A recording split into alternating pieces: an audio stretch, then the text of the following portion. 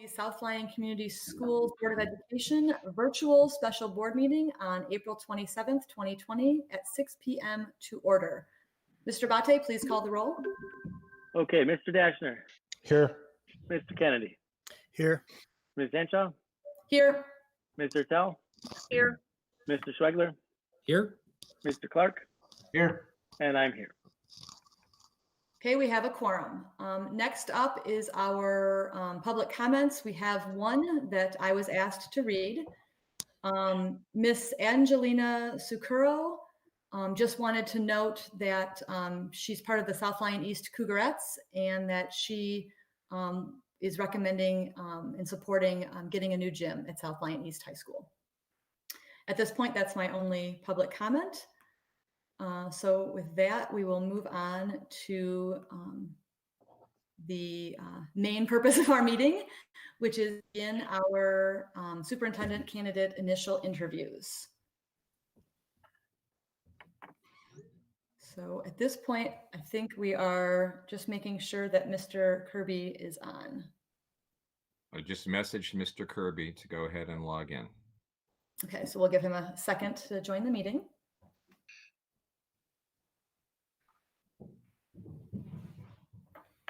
Gary, you said you wanted 90 minutes as of the first question. Yeah, once I start talking, right, John? Yes. Okay.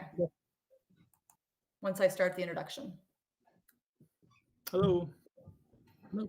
Kirby? Hello. All right, I think everyone is here.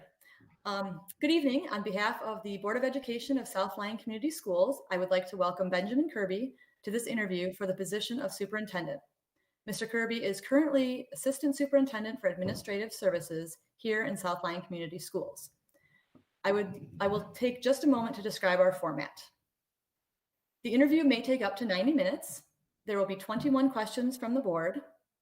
Toward the end of the interview, time permitting, we will give the candidate an opportunity to ask questions of the board and make a closing statement.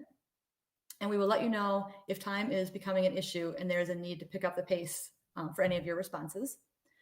Audience feedback may be submitted electronically, although the task of choosing our next superintendent is the responsibility of the board. We value and consider the input of our stakeholders in this process.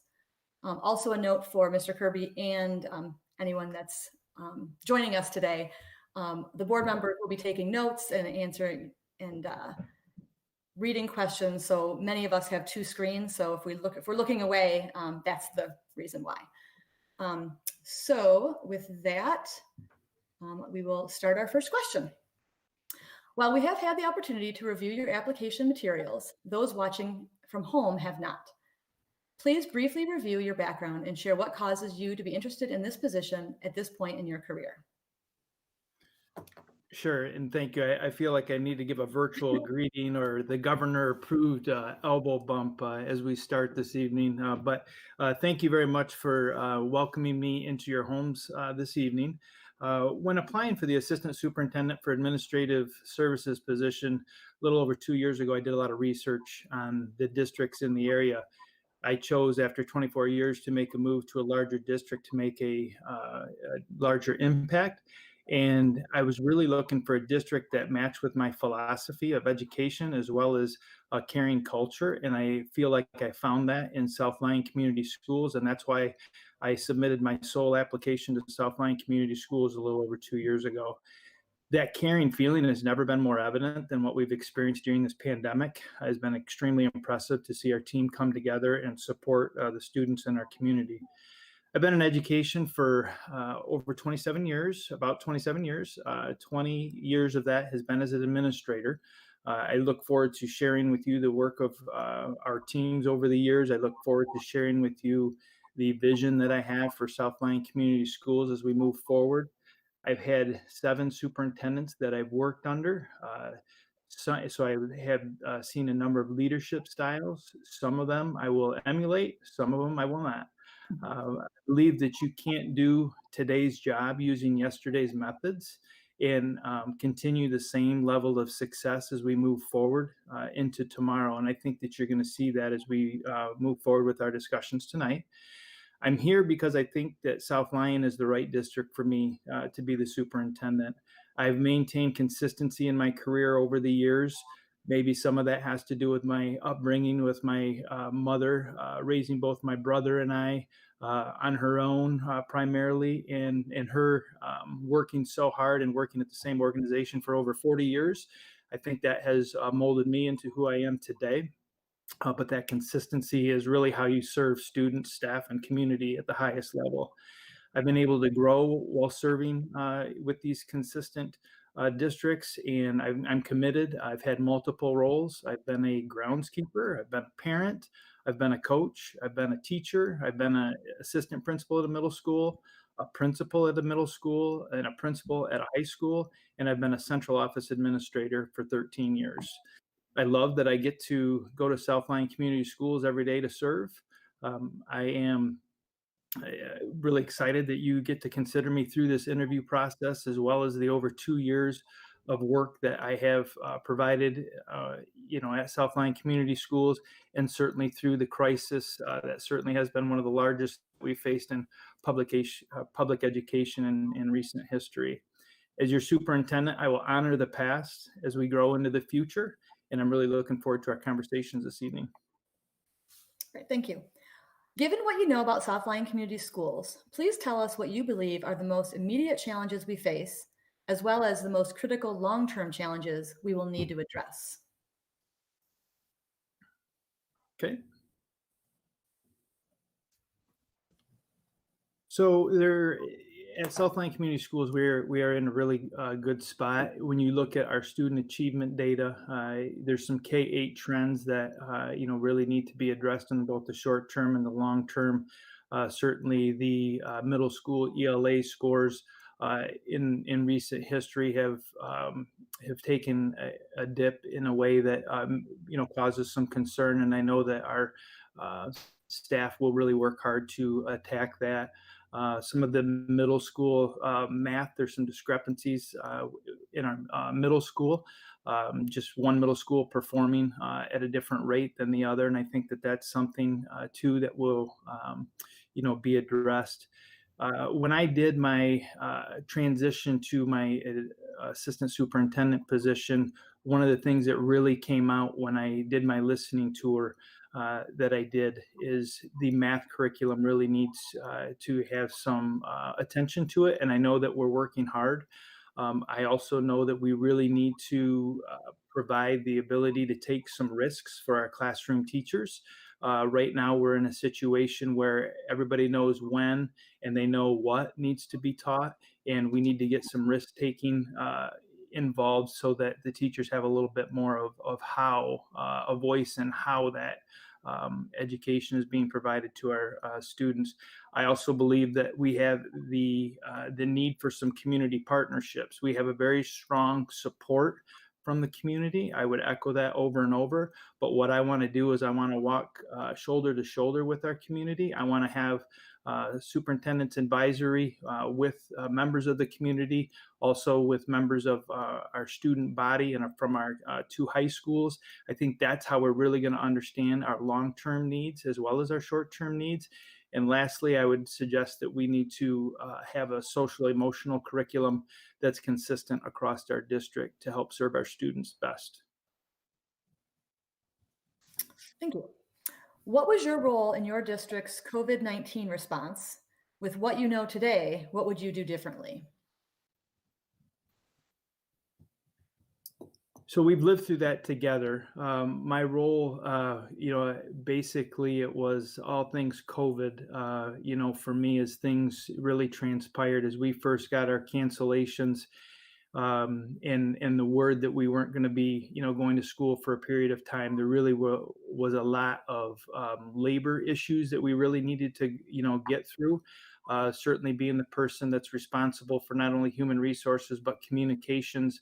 I was constantly communicating on behalf of Interim Superintendent Heitch about what the updates were to the community. I reached out to all of our, labor union leaders right away to talk with them, see what kind of concerns that they had, how we can partner, what types of things we can do to support.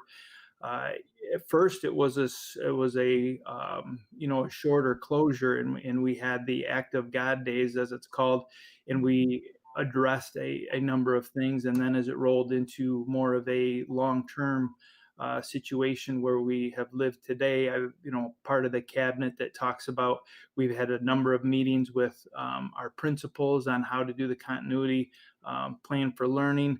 And I know that our CETA department has worked extremely hard. They've taken feedback from a number of teachers, union leadership, our administrative team, our cabinet team. I was involved in all of that.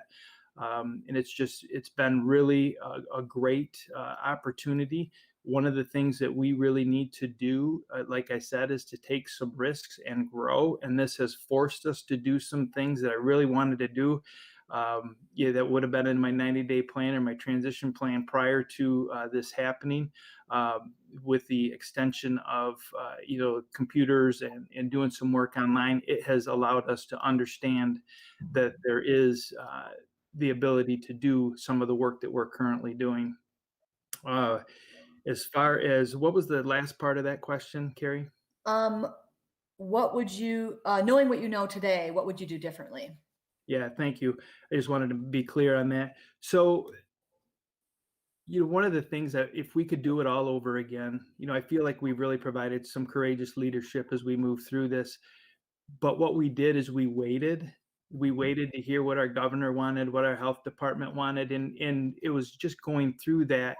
And I think that being more courageous and making some decisions because we thought they were the right decisions earlier would have helped us. I look at Superintendent Shaner at Rochester, and he was a courageous leader. He was pushing us as we were meeting in our superintendent meetings that that I was able to participate in. He was pushing, he was leading, he was letting us know this is what we're doing, and he was very courageous in that. And I think that's something that we could do differently.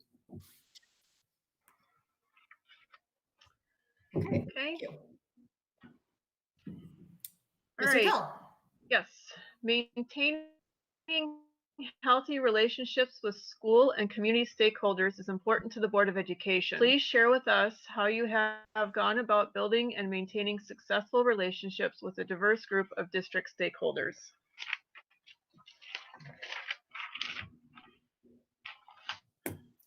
Sure. So in both districts, I really have worked hard to establish strong relationships. One of the things I think will really help us that I've done in the previous district is we've been part of a superintendent's advisory, which is a partnership with community members, could be elected officials, business people, folks that are staying at home, 15 to 20 people, and they really become the eyes and the ears for the district. It becomes a feedback loop where we would meet on a consistent basis, whether it be monthly. As we roll it out, I really would be looking at every 4 to 6 weeks to try to bring these people in. That's what we've done in the past, and that's been really successful. As far as staff, the idea of being present and visible is really important to me as a leader. And also we've used a process called Capturing Kids' Hearts, which is a way to help students build relationships with students and staff. Also, they have a process for leadership where we can build strong teams, and have done that in the past. I look forward to doing that at South Lyon. We were close to doing that about a year ago, and unfortunately we weren't able to do that. As far as labor groups, I've worked really hard to try to communicate effectively with our teachers group. We meet with them on a monthly basis at a minimum. Certainly we're communicating many times between that time frame. You can see I do have one of the union presidents is one of my references. And that comes down to having strong relationships. We've had some letters of agreement with our Teamsters that came because we had strong relationships and they were willing to trust us that we were going to put them in situations that they could be successful in implementing our food delivery plan. And lastly, I also think it's important that we bring in our senior citizens. We have quite a group that make up our community, and I think that what I would like to do and what we've done in my previous district is welcome them in. In this format might look a little different with us having the senior center, where we need to be able to regularly communicate with them, give them updates on what's happening in the school, them communicate with us, and perhaps even show them what it is that our students are doing. If we can do that through presentations and a variety of different things in that way. And lastly, I guess I would say, as far as parents, it's really important to me that we do a parent survey. To my knowledge, that has not been done at a district level, and I feel like there's really an opportunity to get some feedback from parents. I really want to get a portrait of a graduate for South Lyon Community Schools, and that would encompass feedback from all of those groups that I just talked about. I don't think I mentioned students, so I want to mention them as well. I think that they have a really important voice in the success of a district. And again, just like the superintendent's advisory made up of business leaders and community, I feel that we could really benefit from having a superintendent advisory of our high school students. Worked with them over the last couple of years, especially this past year with some of the adversity that we faced. Incredibly impressive students, and we are really missing out if we don't get their voice. Okay, thank you. You're welcome. What are some examples of community activities for which you have provided leadership, and in what ways did they benefit your district? Okay.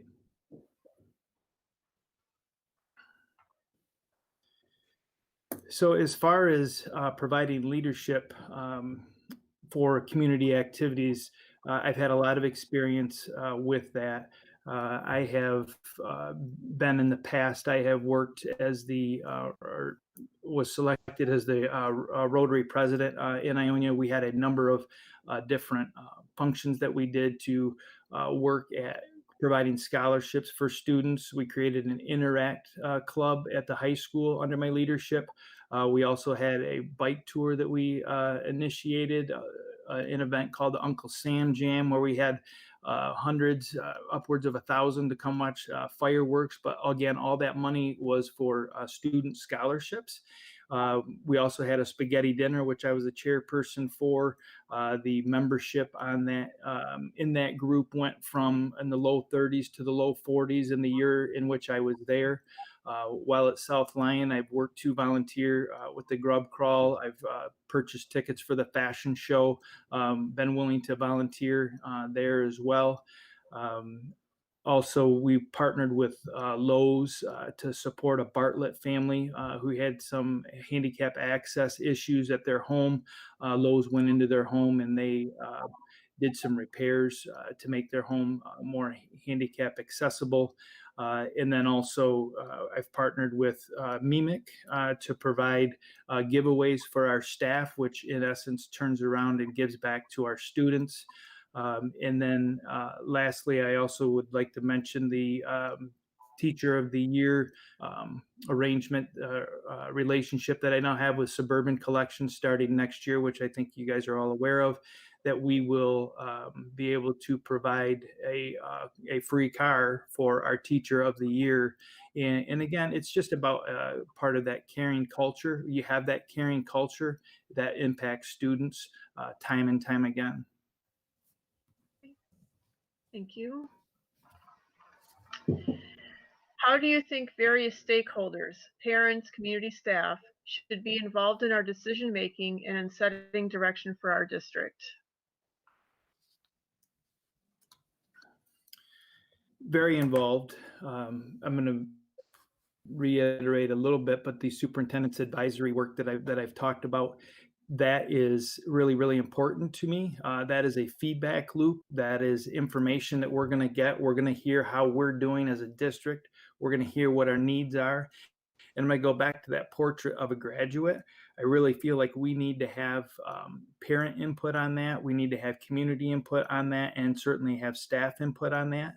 And the involvement piece on it all is that we need to make sure that we're including them. Again, as far as our partnerships with the community now, we have a lot of support. I would say we don't have the partnerships that we will have in the future. We look at our robotics program and all the donations. We know we have support, but we aren't walking side by side.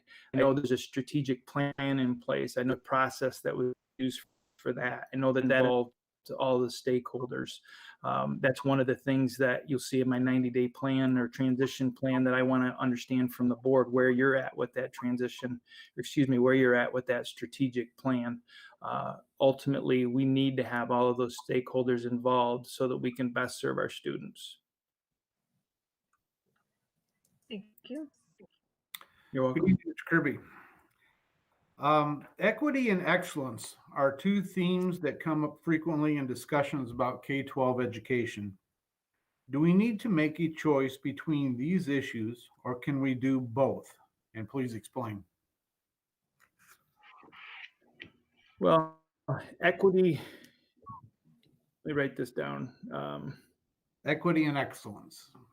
Yep, thank you. So equity is really important, and certainly what that comes down to is that when we are building programs, we're making them for all students. It is really important. Excellence is about having a high standard. I think that you absolutely can have both, and you should not settle for one or the other. We need to have a recognition, again, how our students feel about their experience. And again, I go back to the superintendent's advisory, getting feedback from our students. They're really the ones that are going to tell us whether or not we have an equitable program, how they feel about things. Do they feel safe? Do they feel included? Do they feel that they're being taught in a manner that is engaging to them? That's feedback we're going to get from our students. And as far as excellence, we must strive for excellence in all that we do. Education is, for the lack of a better term, an infinite game. You're going to set your goals. You're going to set them really high. You're not going to get to them, and they're going to constantly move. And we need to continue to strive, through our feedback to make sure that we are, providing excellence. And again, I'm going to go back to the portrait of a graduate. That's when we know that we're providing and getting voice on the equity and the excellence, because we know what our community wants, we know what our students want, we know what our staff wants. That's when we'll know that we've reached or gotten closer, when we have that established. I'm not sure that that's there right now, what it really looks like. Okay, thank you.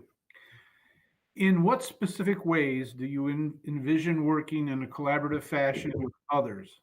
Example, Oakland County school districts and the Oakland ISD, in the best interest of Southland students, as well as students throughout the county? Sure, I've been involved from the get-go with Oakland schools. One of the roles that I've had with the OASPA group, it's the Oakland Area School Personnel Administrators.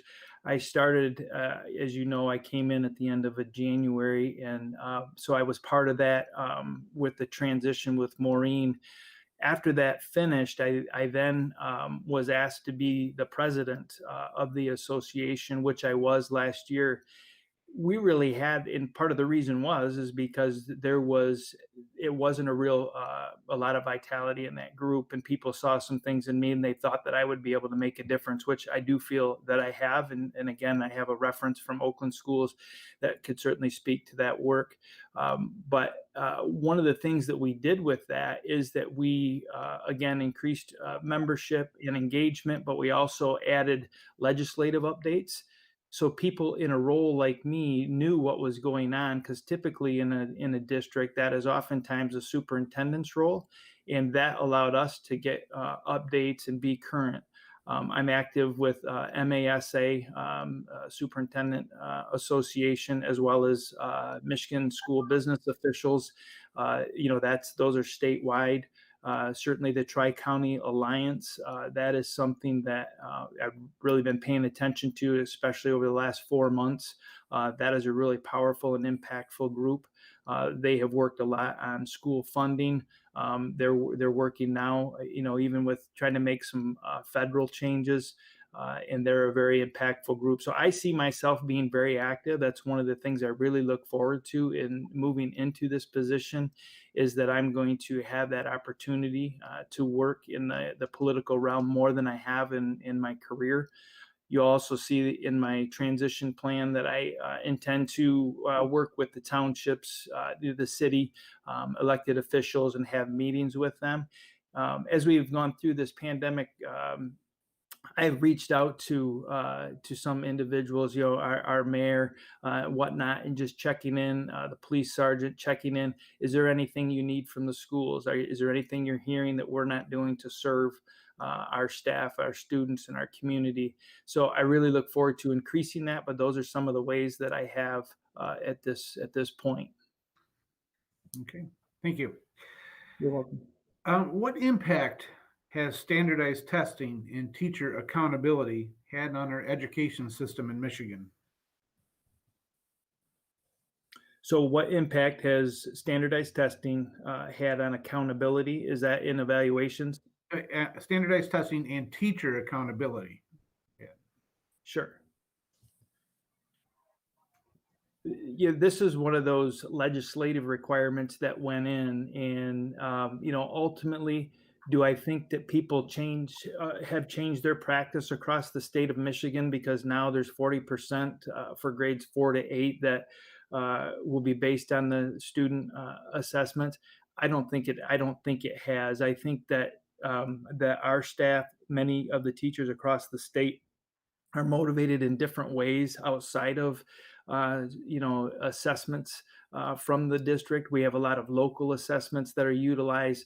When we look at the evaluation piece, it isn't changing practice. What's changing practice is our ability to work with our staff, give them feedback about what our principals are seeing, how they're working with colleagues, how they're engaging their students, those strategies they're using every single day. It's not the state assessment data that's making them better teachers. Okay, thank you. Hi, Ben. I'll be doing the finances part of it. The first question we have is, describe your experience with budget development and describe your experience with budget development and financial management, including making difficult budget cuts. Okay, thank you. I've been a central office administrator for 13 years and building principal, assistant principal prior to that. So I've always had budgets. In my previous position, I oversaw state and federal funds in a district where we, had multi-million-dollar budgets there. So I've, I had my own department budgets. I've had my, district level budgets. As far as an overall budget management, as a CFO, I have not had that experience. I have worked side by side with every CFO or business manager that I've worked with, been part of the development, certainly with human resources, with 85% of all expenditures within a budget being from staffing. I work very closely, keeping track of, who's coming, who's going, what's the difference, how we start people as far as the pay scales and those types of things. So I've had a very heavy involvement in that in both of my districts, even though I haven't been a CFO. As far as budget reductions, I believe was the other part of that question, that yes, I've been involved with that in both districts, and certainly more in my previous 11 years at central office. We had a number of different years where we had to have multi-million-dollar reductions from a budget. We were very fortunate in doing that, through a lot of times through attrition. We had some retirements at the right step and stage. And then certainly, last year at South Lyon, there was some concerns about where we were at financially with the percentage with board policy. And we were asked to reduce upwards. It was approximately $150,000 was a target. We got well over that, but my role in that process was really facilitating that at that point in time with the staffing that we had. So we brought in all of our principals, department heads. We gave them based on their pupil, the number of pupils they had, a dollar amount that they needed to get to, and we prioritized. We had some things that, for the lack of a better term, low hanging fruit that they saw was probably something that we could do without. Everything means something to somebody, so these are always difficult. And then that was the first stage. Then we had second is what types of things is it that we could reduce and not make a great impact on students in the classroom. And then the third thing is really don't want to do it, but if I have to do it, this is what it comes down to. And so regardless of what the process is, and it really, depends on how much you're looking to reduce, it really comes down to transparency. It comes down to collaboration, and it comes down to trusting one another and supporting one another as we go through the difficult times.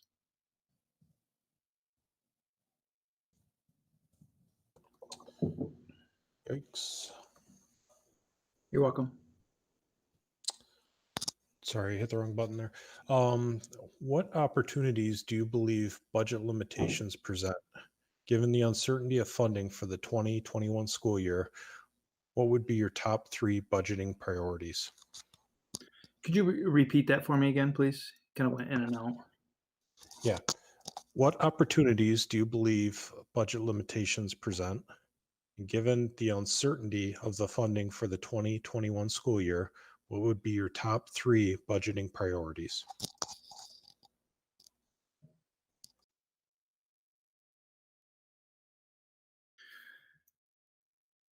So we'd be looking at certainly how it impacts students in the classroom first. That would be, the first priority for me. And with that, we're talking about, social and emotional aspects and how we support our kids. The pandemic has been traumatic for everybody. It's been traumatic for our staff. It's been traumatic for our students. It's been traumatic for our parents, people that are losing their jobs. So we really need to make sure that we're supporting socially and emotionally. So our students would be a first priority, both academically and socially, emotionally, and that may be 1 and 2. Certainly security would be in that top 3 for certain. I really want to make sure that we are still maintaining safe and secure environments. How can we do that, and how can we do that most efficiently? I think that that's really important. We certainly have a high level of security now. Is it something that we can make any kind of adjustments or changes? But that certainly would be a priority for me. And the other side is, for me, for a priority is going to be to look at revenue. It's not just going to be about the reductions, and certainly those are, and I've talked about three areas already: the academics, the social, emotional, and the security. But the revenue sources. Why is it that we have 93% of the students within our boundaries attending our schools? Why don't we have 100%? Where are those other 7%? We know that they're there. You can use, some data analytics to find out where they go. In my previous district, we worked hard to try to make phone calls to them, reach out. Why is it that what types of programs are we not, providing to your student to keep them here? Is there anything that we can do differently? We know that when students leave, it's about relationships, it's about communication, and then athletics. Those are really the big 3 things. And I think it's really important to address that. So I think that is probably enough for this question, but those would be my priorities. Thank you. And my final question for you would be, what ideas might you explore to obtain additional revenue for the district? Have you had success in procuring additional funds for your district? And if so, how? Thank you. Yeah. So again, revenue. The big piece is all about enrollment. About why our kids are in the school that they're in. Certainly, that's how we get our funding.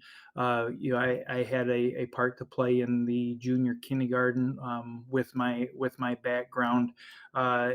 So that was an experience, and you know how that has positively impacted South Lyon Community Schools, and that can be recognized in one of my letters of reference, the impact that I had with that as well. Certainly politically, we have gotten out, we've made phone calls, letters, and whatnot to really try to influence how to impact student funding. Certainly grant writing is something that is really, really imperative, and we have had success in that, from small grants to larger grants. As far as working with foundations, there are very large foundations out there that we really have to pay attention to and keep our ear to the ground to find out how we secure those monies. At South Lyon, we don't have a high enough poverty rate to really qualify for a lot of the different funds that people provide, but there are a lot of innovative type funds that we really could capitalize on, but we really got to pay attention to that. Certainly some small things, facility rentals, increasing our costs to make sure that we're covering our staffing. I think that needs to be looked at. I don't know that that's been calibrated over time. Certainly, there are districts who have facilities. Swartz Creek, for example, has a facility called the Cage that they own, and then they rent it out basically, and they make over $100,000 a year doing that. And then certainly the federal government is coming out with all kinds of grants through FEMA and the CARES Act. And then certainly looking at efficiencies. We did that through transportation, under my supervision, and we reduced two routes last year. That helped in a lot of ways, and that was about efficiency. We did that because we had our bus drivers track the ridership for a week. Once we did that, we understood that we had some buses that weren't near capacity. Now, granted, that does mean now you do have larger groups on a bus, but at the same time, when you're looking to run efficiently, that is the best way to do it. Another opportunity for revenue that has been successful is sharing mechanics, partnering with different organizations. We have some quality mechanics that I do think would be able to support us financially with some of that. And then lastly, donations. I've talked about our community partnerships. I've had success, over time with the superintendent's advisory. There was a certain gentleman that we talked to, and he would say, and he was kind of a quiet person, but when we talked about some needs that we had, he was right there. He was there through donations. He felt with his profession he needed to tithe back 5% of what his income was. Within 2 years, he funded the stat panels in the athletic gymnasium, purchased all new chairs in the gymnasium, and then also was the funding agent behind the Hall of Fame that was started in my previous district. So lots of opportunities. It's just about persistence and really understanding what you qualify for and getting after it. Thank you, Ben. The next 3 questions will come from me. If we're keeping track of time, I've been designated as the official time watcher. We have 55 minutes left. So I think so far we're okay. What experience and success have you had with closing the achievement gap based on economic opportunities and other demographic factors?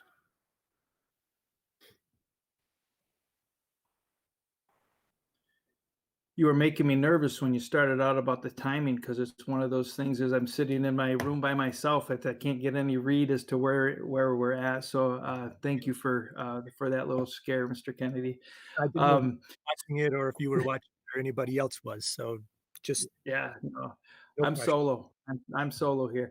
So as far as the achievement gap, really an opportunity, lots of opportunities, and I've had lots of opportunities to impact that over time. In my previous district, I oversaw curriculum instruction, school improvement, along with the human resources aspect and safety and security and all that. So in my role at that, we had a lot of opportunities to impact students to reduce that achievement gap.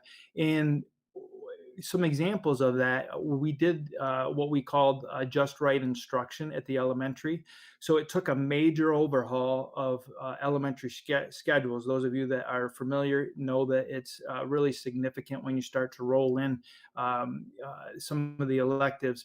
But what we did is we had what we called interventionists. They were teachers that were certified that didn't have jobs, but we brought them on as interventionists and paid them a respectable wage.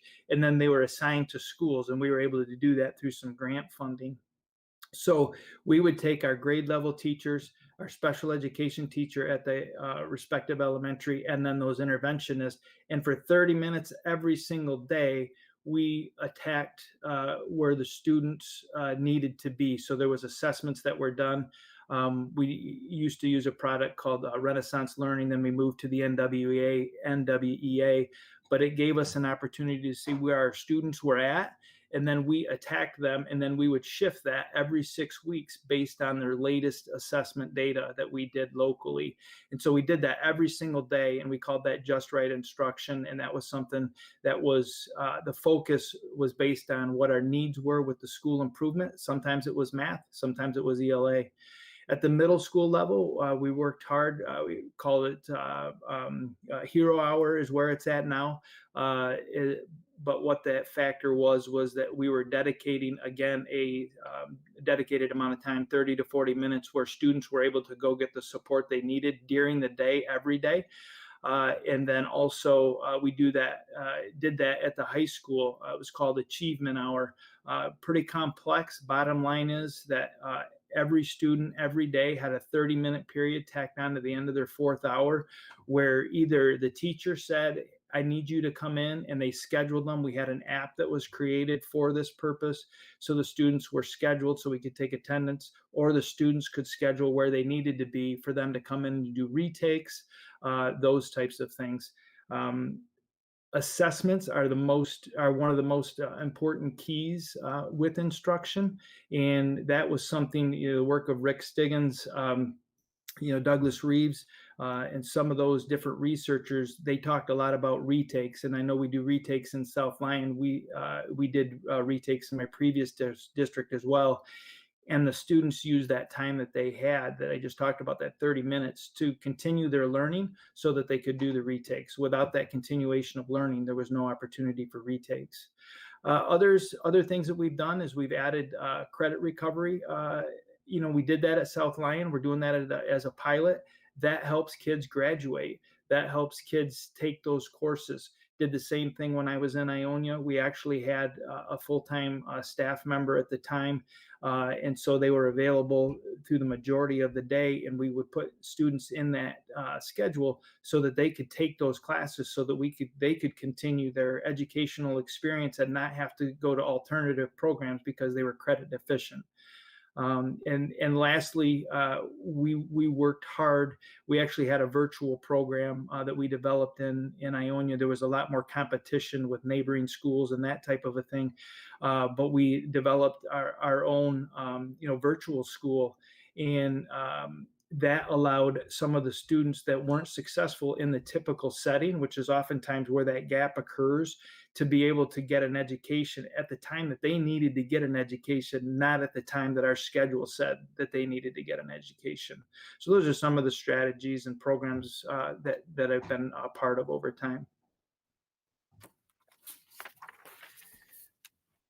What do you believe are currently the biggest challenges with special education in our region, and how should those challenges be addressed?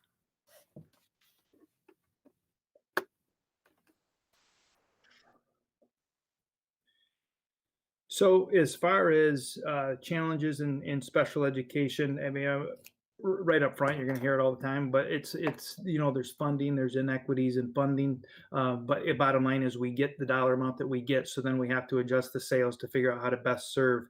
As far as challenges with special education, I think that we need to continue to make sure that we're including special education students in our programs, making sure they're getting the exposure to our grade level curriculum, as well as the supports that are necessary.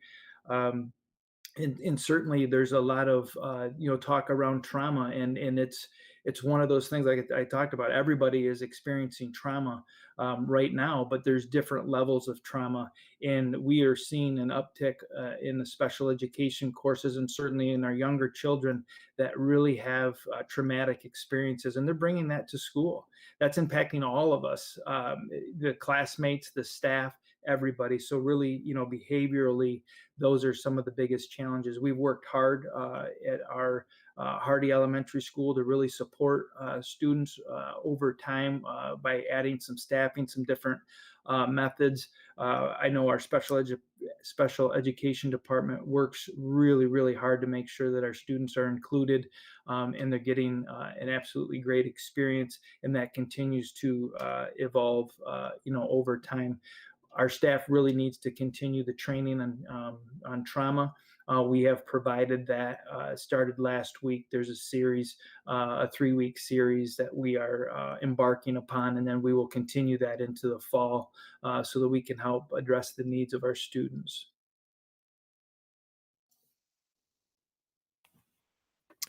And my final question for you, Ben, is how would you meet the needs of college readiness while also providing high quality, relevant, career focused opportunities for our students? So college readiness and career focus. Yep. How would you meet the needs of college readiness while also providing high quality, career focused opportunities? Sure. When things changed a number of years ago and everybody had to be college ready, it's not everybody needs college to be successful. I was brought up in a home where I was the first person to ever graduate from college. And certainly I've gone on and gotten an advanced degree, and that still remains the same. My brother, he dropped out of high school. He's a terrific carpenter. He didn't need to continue to, on to college and whatnot. So we need to do that. So we do that through, our equity and planning, certainly our partnerships with the vocational programs that we have in Oakland, and also with Livingston County. That is essential that we continue to do that. I really would like to see us expand that. We work really hard. When you look at college readiness, our SAT scores are very, very impressive, especially when you look at peer districts with the amount of money that gets spent on those students. The return on investment that our district shows with the SAT is really, it's really impressive. It's in the top quartile, and that is something that's really worth, celebrating. As far as career focusing, I do think there's some opportunities there through, our career tech education. Our bond has some elements in there. Certainly we have some strong components, the cybersecurity, our robotics, those types of things need to expand. But I will go back to the portrait of a graduate. Once that gets established, we'll have community input, we'll have input from our students, we'll have input from our business leaders. That's how we'll know when we're successful, because we're putting kids in jobs. We're putting kids in universities based on what our community as a whole knows that our students need to be successful. I'm really looking forward to that. Thank you. You're welcome. And thank you for calling me Ben too. I heard Benjamin earlier and I was like, oh, but I know that has to be there. Well, hello, Mr. Kirby. Thanks for your answers so far. I have the next couple. They are on leadership attributes. And the first question is, what is the most difficult situation you've had to deal with in your educational career, and how was it resolved?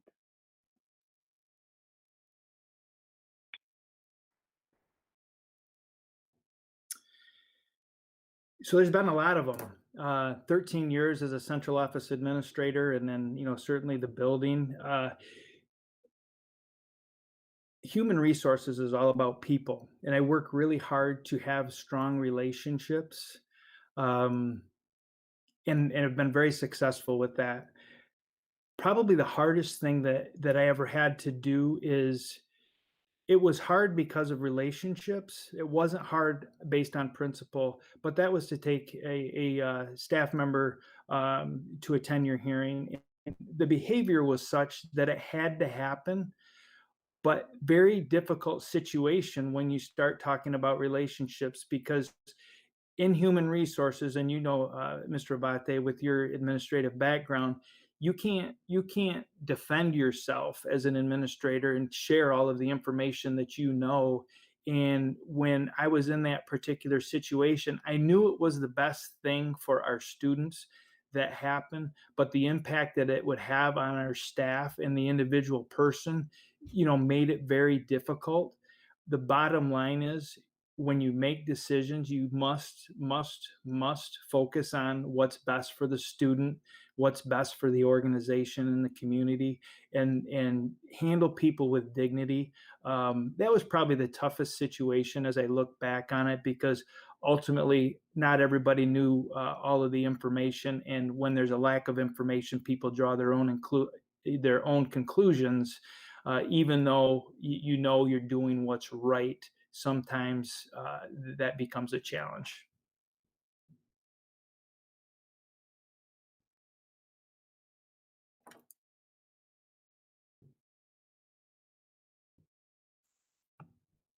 You're muted. Thank you. Sorry. You're Just, hiccups here and there. Okay, my next question, on you can hear me. What are the key elements needed to establish and maintain a healthy and highly effective working relationship between you and our board? All right, just Mr. Kennedy, just make note that took about 30 seconds. So as far as key elements with communication with the board, it's all about communication. It's communication. It's communication. It's communication. No surprises. You'll see on in the transition plan that I provided, my intentions are to have one-to-one meetings, with the school board members. That might be over coffee, that might be over breakfast, lunch. It might just be, in an office somewhere, but we really need to make sure that we're working together and communicating.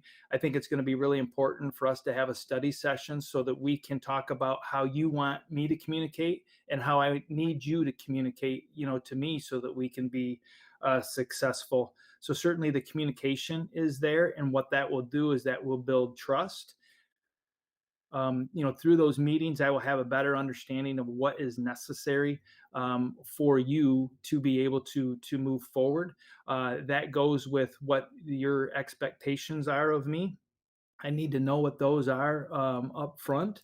And I need to get specific and timely feedback, just like our teachers do, just like our administrators do, so that I can continue to be successful. I need to know your expectations, and I need to know how it is you need us to communicate. Do you want me to work through the board president at all times? Does the board want me to communicate with individual members? Those are all things that would need to really get flushed out through a study session. Okay, thank you. And my next question, given your research on our district, what do you believe our vision for the future should be? And how might you inspire and engage the entire district in pursuit of that vision?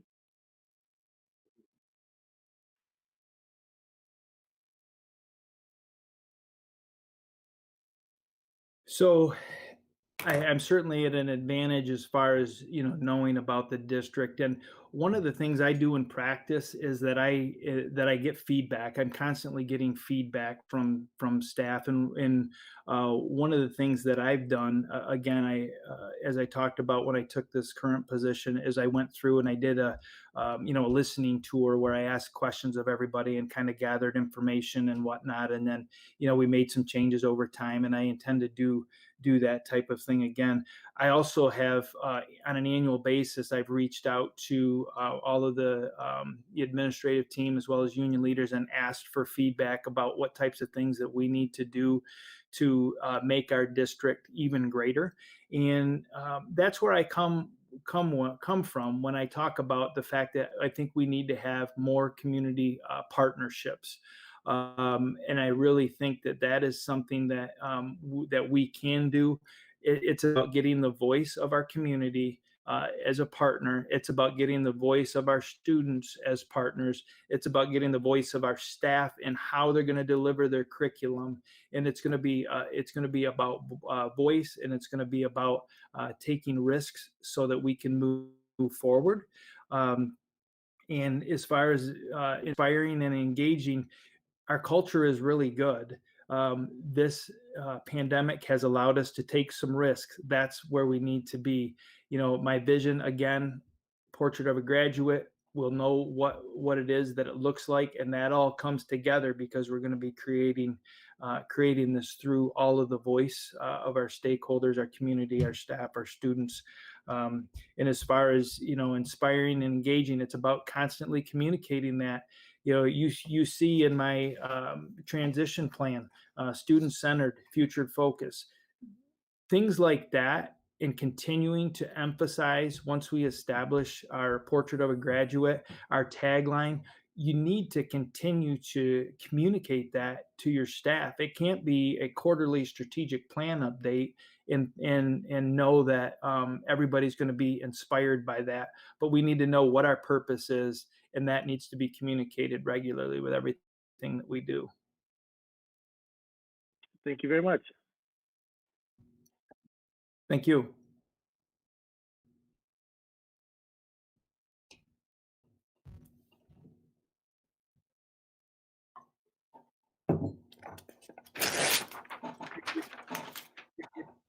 I did it too, Tony.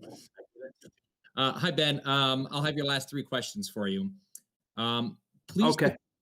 Please describe your most successful experience in building a high-performing work team.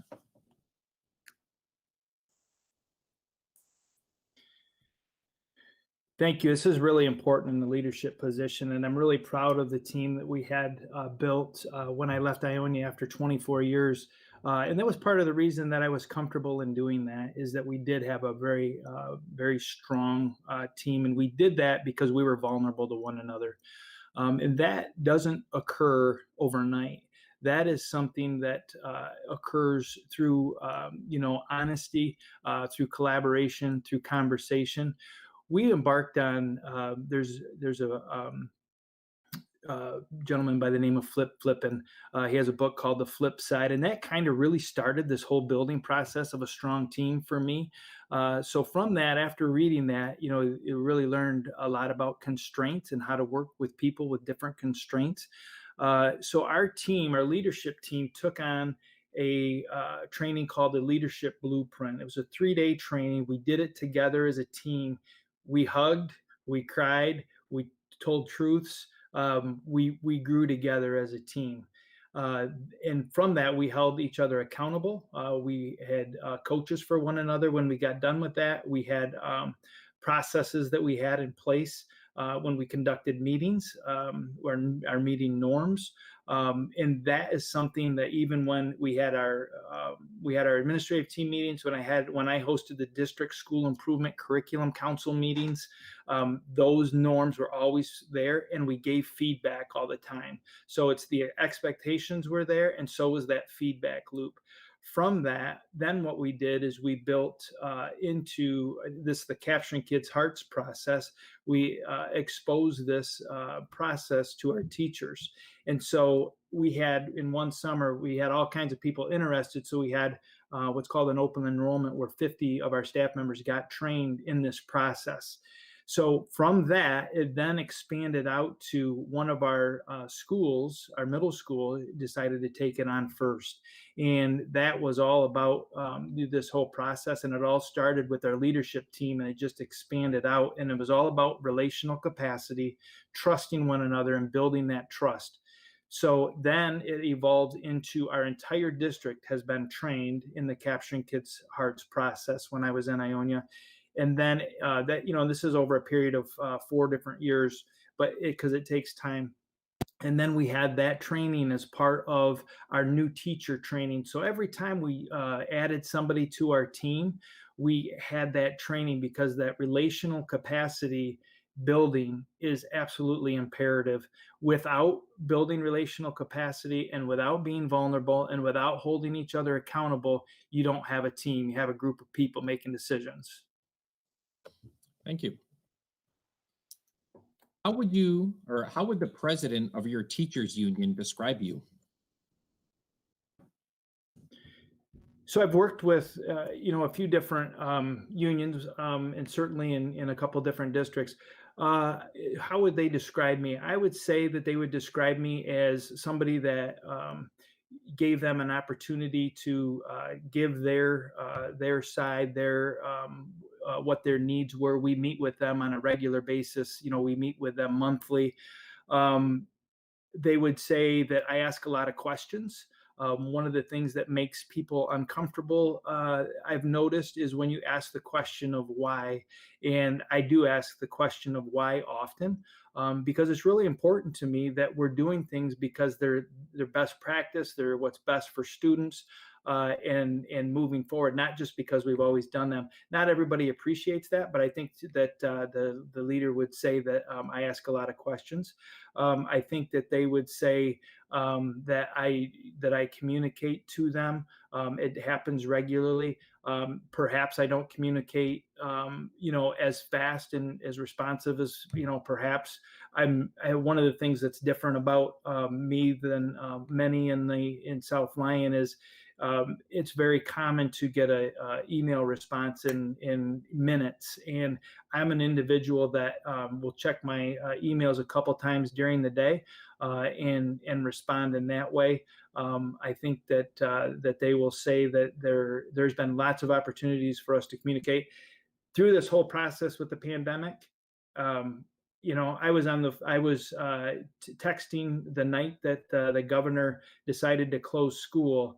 I was getting text messages and we were going back and forth. It was 11:45 in the evening, wanting to know whether or not we were having school the next day. And then certainly the very next morning, it was some discussions about what this meant for staff moving forward. So I'm not one that gets into win and lose.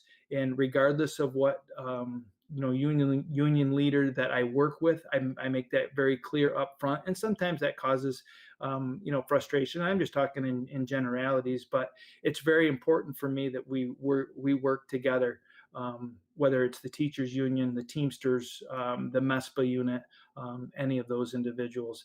And frankly, if I feel like there is an issue, I hit it head on, and I've done that in this particular case, as far as asking some, poignant questions about, how to move forward. And I think that that's just really important. Thank you. And then finally, what would you suggest in terms of a comprehensive professional development plan for our educators? Specifically, what would be the key priority area as well as the delivery system? So please repeat that. What would you suggest in terms of a comprehensive professional development plan for our educators? And specifically, what would be the key priority area as well as the delivery system?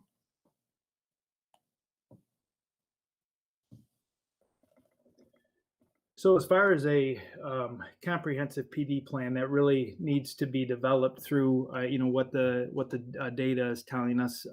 Some of it is anecdotal data. There's other data that is, certainly the numbers. Certainly, right now with our PD plan, there needs to be, and there, as we evolved through this pandemic, there was a potpourri of PD, and I think that is something that there is some benefit to.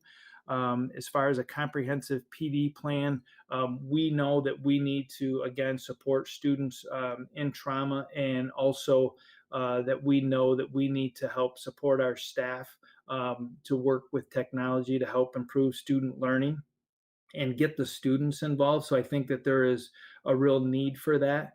And I think all of that will evolve by getting that information from our staff. And we will certainly do that, as you know, through our curriculum and communications committee. That's a component that is necessary, the way that we will be counting days next year as far as getting staff input. But I do feel that it's very important for us to get staff input. In a lot of the PD that we've had in the district, and again, I learned this on my the listening tours. A lot of the PDs about compliance and making sure that we're up to speed on whatever program it is that we've used. And our administrators, for example, they're really, really, really itching for leadership training, and I've worked hard to try to implement some of that. And our teachers, they certainly want some social emotional curriculum, and they want some trauma training. I know that just from again my research within the district. How it's delivered, we have experts within the district. There's there's notions of getting people from outside the district. There's online components, and again, I think a mix of those would be something that would be very advantageous. And I also would offer that when we went through negotiations, we worked really hard to move away from all of the half-day professional developments. That is not the most engaging way to have your professional development. So moving forward, we have some full day components, and I think that that's really going to be beneficial for our staff and our teams as we all learn together. Thank you.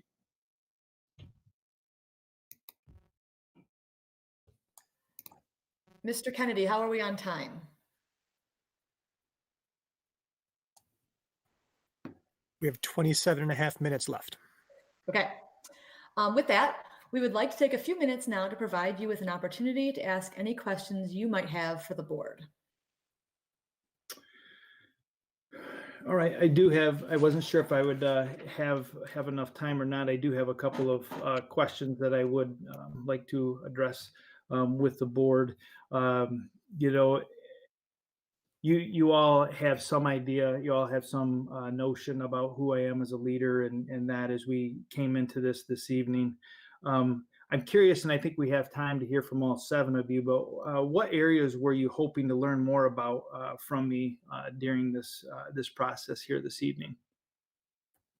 I guess I'd like to hear from each board member. Okay, I will start.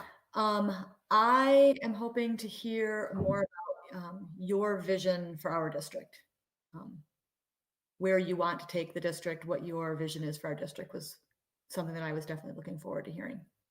Good, thank you. I'm just going to call them off in order. Mr. Kennedy? Geez, I knew you were going to call me next. Sorry.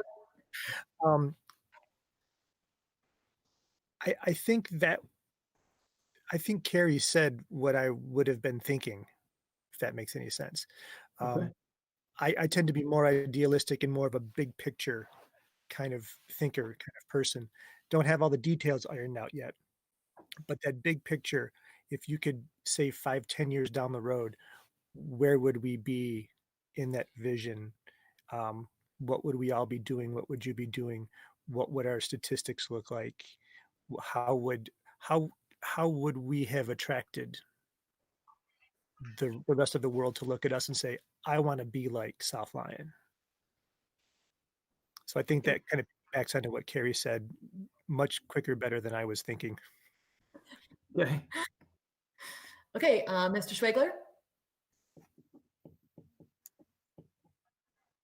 You're on mute. I'm just doing that so I don't pop up every time I make a movement.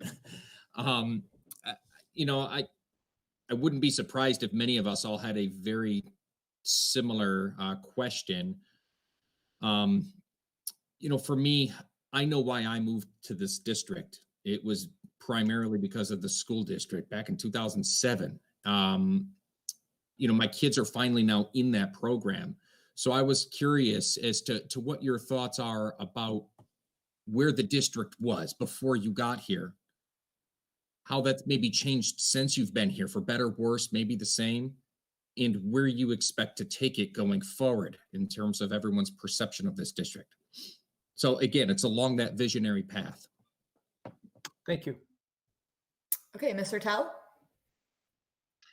Yeah, something similar of how we're looking to take the district in 5 years and how can it go creatively, and that kind of old adage of thinking outside the box to get there, to make it different and unique.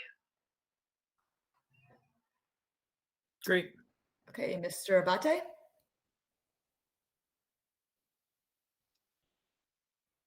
Yeah, I would say I was also interested to know your vision for the future, how you're developing, what your thought process is in developing that. But further, I was curious about your perception of our needs and how in tune with those things you seem to be. Because like you said, you've been here a couple of years, a good amount of time. But I was curious, the depth at which you've explored what you feel we need to do going forward. I think you did address that.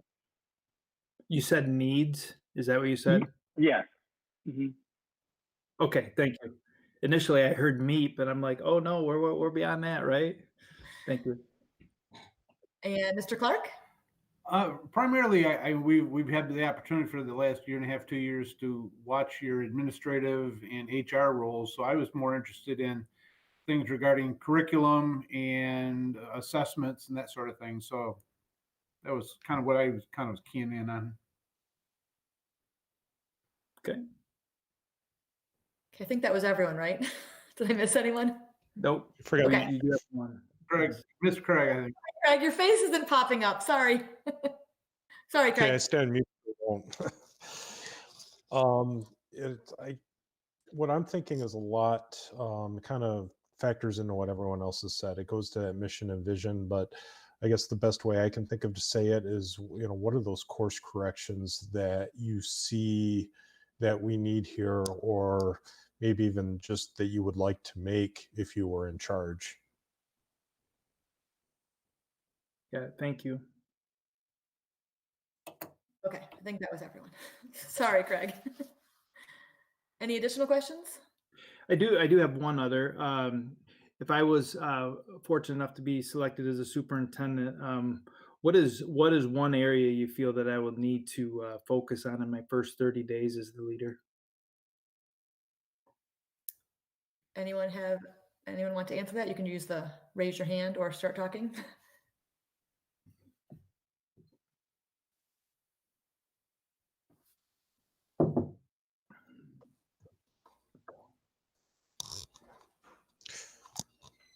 I guess I'll start talking. I don't know, this isn't necessarily a first 30-day thing for me, but it's the one thing that comes to me as far as focus is communication.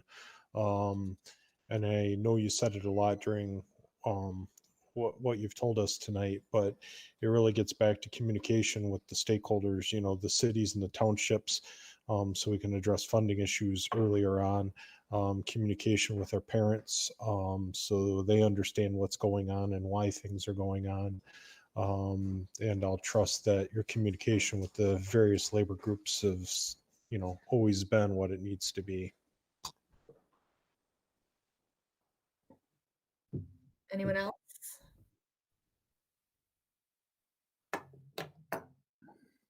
Yeah, for me at this point, other than just handling all of this, the current situation, the COVID stuff in general, getting us back to a more traditional learning environment, and if that needs to change in general, would be something I think we need to focus on in the beginning. All right, good. Thank you. Any more questions? I just had those two. I've been blessed to be able to serve in South Lyon schools. So it's not that I feel like I have all the answers, but I do feel like I've asked a lot of questions to get a lot of information. So certainly I don't have any more respective questions for the board tonight. And certainly that comes from I've done a lot of work prior to and understanding the district. Okay. We have, I'm guessing, a few more minutes left. Is there anything else you would like to add, a closing statement or add? Sure. Yeah, I guess I would really like to thank the Board of Education, certainly staff that have joined us through YouTube, any community members, any students. I'm really confident that we can, be a strong and a great team. Leadership is really about when competence and character come together, and I really feel like that you have seen both in me, through the experiences that you've seen on my resume, through some of the conversations that we've had here tonight with the questions, some of the examples. I really value relationships. They're really important to me. I'm a servant leader. I wouldn't ask anybody to do something that, I wouldn't do myself. I really value teamwork, listening. Humor is really important to me. And that's been something that's been very welcome since I've joined the district. And certainly, I feel like I have the ability to influence others to support students. I talked about the superintendent advisory committees, and you guys brought up a lot of down the road and types of visions, and for me that is really something that's going to evolve through getting the staff voice and the community voice. Our portrait of a graduate, those are the answers to that visionary type question. Those aren't simple questions. Those are things that would evolve through getting feedback from community, from students, from our senior citizens, from our staff. And those things are really, I'm glad that those are the things that you're looking for. As far as the district, we are in a really, really good place. I know that I've worked hard, like I said, over the last 2 years to have strong and productive relationships. Over the last 27 years, I've worked to, hone my skills through experience. I've completed the Superintendent's SUPES Academy through Michigan Leadership Institute. I have completed the Horizon Leadership Program through MASA. Those are the two programs in our state that prepare people for superintendencies. We're going to continue to face growth. We're going to continue to face innovation as we move forward from this pandemic. And I'm talking about from a curriculum standpoint. I'm really excited with what we've done. Our staff has been amazing, tremendous, from the leadership to the practitioners doing the work every day, working with our children. That is going to be our springboard as we move forward. It's going to allow our staff to know that they can take risks. And again, what we've always done isn't going to be where we are in the future. It can't be. And it's just really important that we learn from our experience and move forward. And we've already started on creating some committee structures as we move forward to, prepare for students in the upcoming year. Again, I'll really work to support staff so that they can inspire and provide hope for our students. We're going to face some financial difficulties. Like I talked about, we've navigated through that in my previous district as well here at South Lyon. Bottom line is, it's about transparency. It's about collaboration. It's about supporting one another as we go through the adversity. I'm ready for that. As far as curriculum innovation, I really appreciate, what Randy said about that. And I think that we're really strong in what and when we're going to teach things. The how we're going to teach things is what's going to move us forward. And we're going to hear that from our staff. We have a SAC structure in place. But that will change under my leadership, as far as I believe through the listening tour that I will do about how our staff will decide how they're going to be delivering. And also our students will be given us some information that's going to be really important too. We have a lot of structures in place. Ultimately, it's about our culture.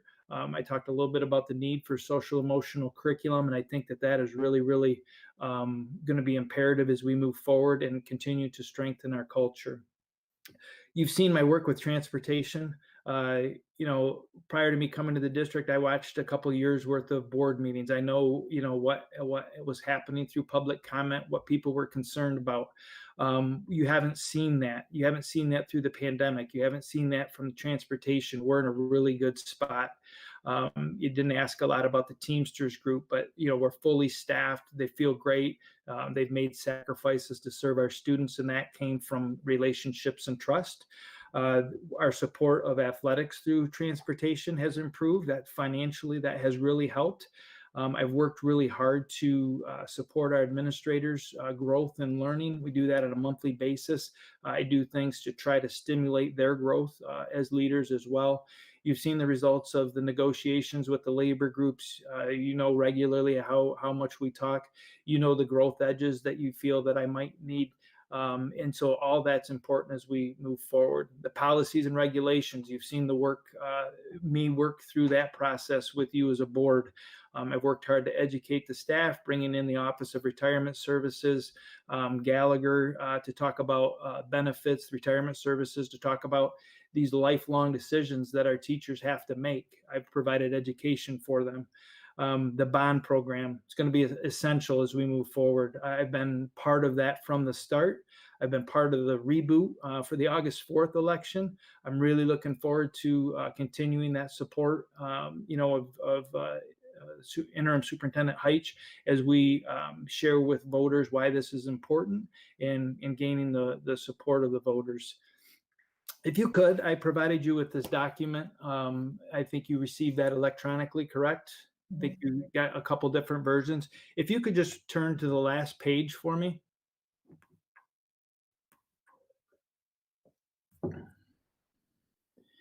So on that last page, you're going to see a few things, and through the professional development that I've experienced, I have really developed myself as a lead learner.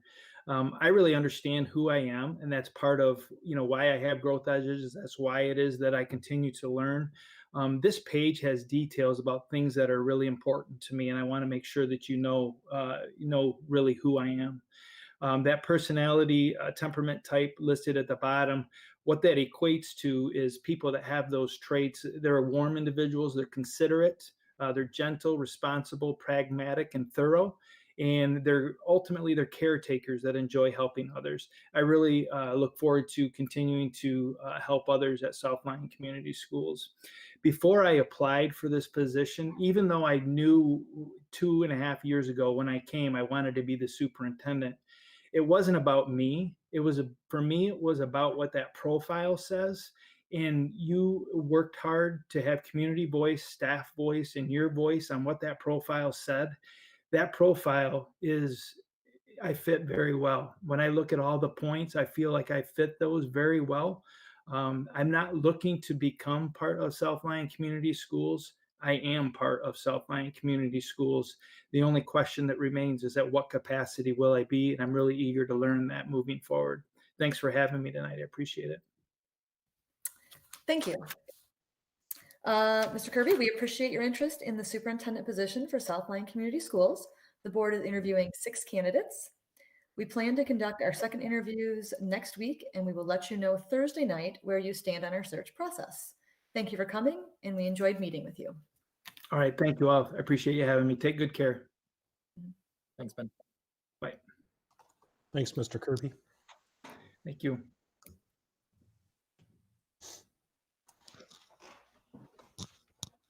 Mr. Silveri?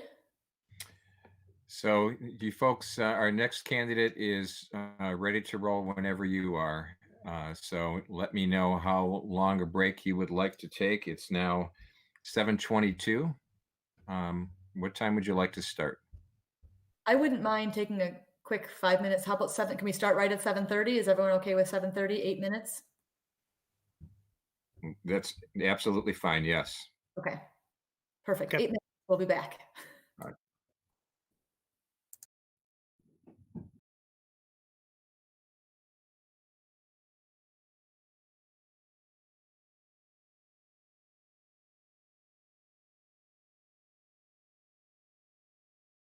First video interview, so bear with me. Thank you.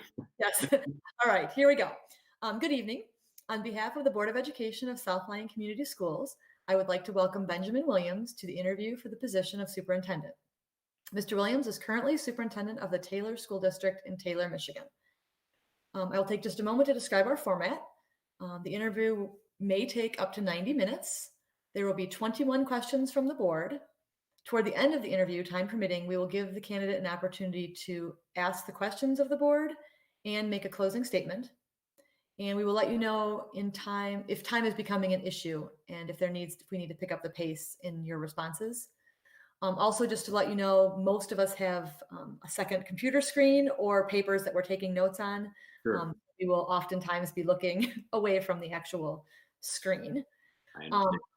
Audience feedback may be submitted electronically, although the task of choosing our next superintendent is the responsibility of the board. We value and consider the input of our stakeholders in the process. Thank Okay, you. with that I will we'll begin our opening question. Well, we have had the opportunity to review your application materials. Those watching from home may not. Please briefly review your background and share what causes you to be interested in this position at this point in your career.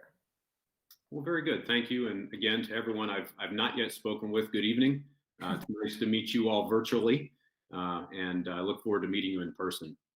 So a little bit about me. I was born in Washington, D.C. and grew up all over the world. My father's a foreign service officer, a diplomat, so was fortunate enough to have lived in Turkey and Cyprus and Greece and Germany. And as a youngster, I learned Greek and then promptly forgot it all. Then did become fortunately fluent in German, growing up in Germany and going to European school. Then I went to Wake Forest, jumping ahead to college in North Carolina, where I met my best friend and was wise enough to ask her to marry me. We had 3 kids, and they're the delight of our life. And now we have a brand new grandbaby. So for those who aren't yet grandparents, just wait. It's phenomenal. Got into education right after college in North Carolina, and I worked as a teacher, taught English and social studies. And then I became a high school assistant principal, and then worked as a high school principal for 4 years in Hendersonville, North Carolina, just south of Asheville. So you may detect just a little bit of Southern accent. I've only been in Michigan since 2007, so every now and then the Southern drawl slips out a little bit. And then I moved to Michigan with our family in 2007. My first job here was the principal at Saline High School, right south of Ann Arbor. Really enjoyed my 4 years there, phenomenal district. And it was actually at that time that I got to know South Lyon. All 3 of my kids were swimmers. And so whether they were little SST swimmers at the age of 5 or all the way up through the high school level, we were swimming pretty regularly in South Lyon. And so I got to experience the high school in the town and really was impressed. It impressed me then. And the more I've researched, it certainly impresses me now.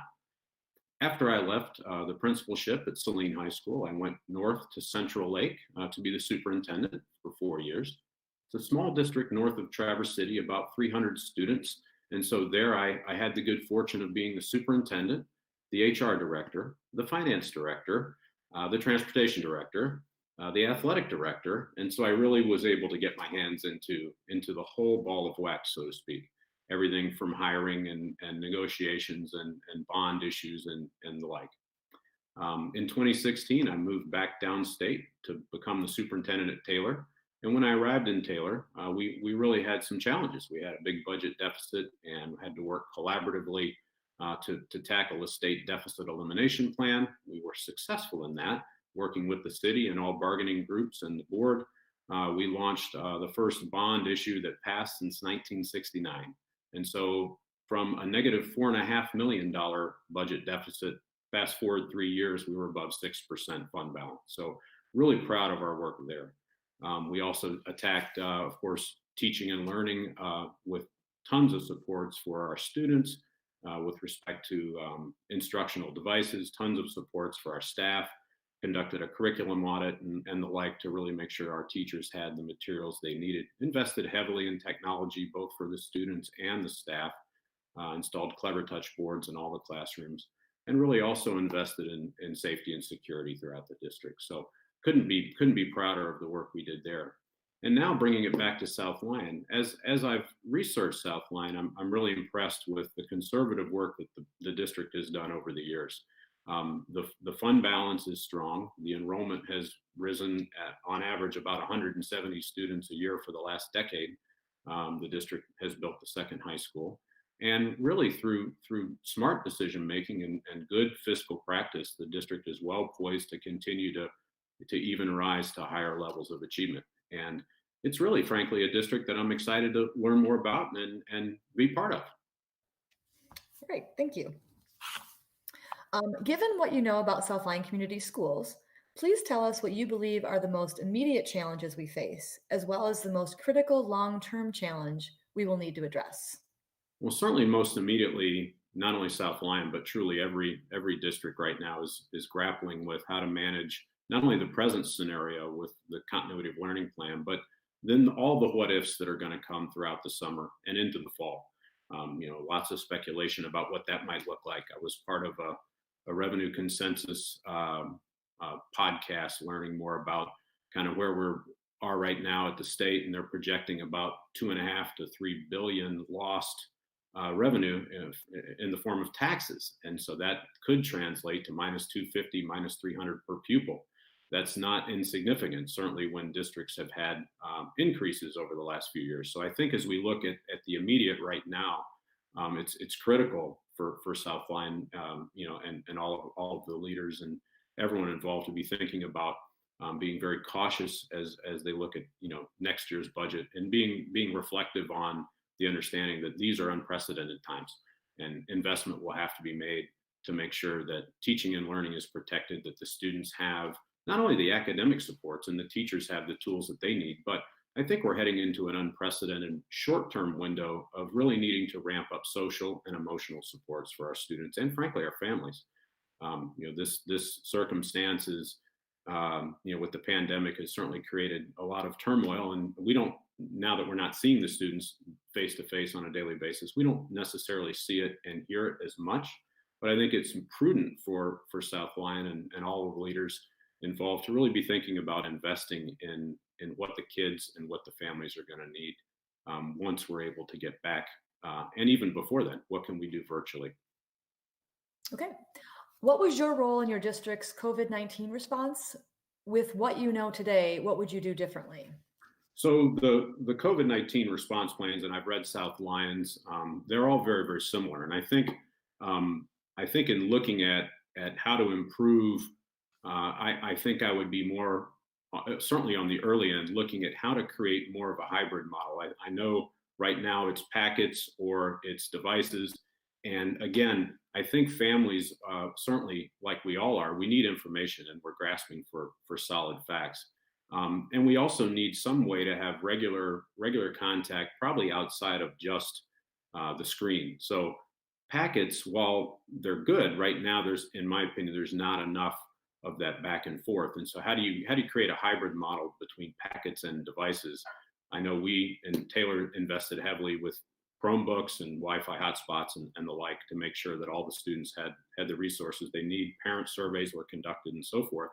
And I think as we move forward, adjusting that on the front end to look at not just packets and not just devices, but is there a way to have a hybrid model in there? And how else could we add social workers, counselors, and social emotional support to really talk about the importance of staying engaged, talk to students about the importance of keeping a schedule.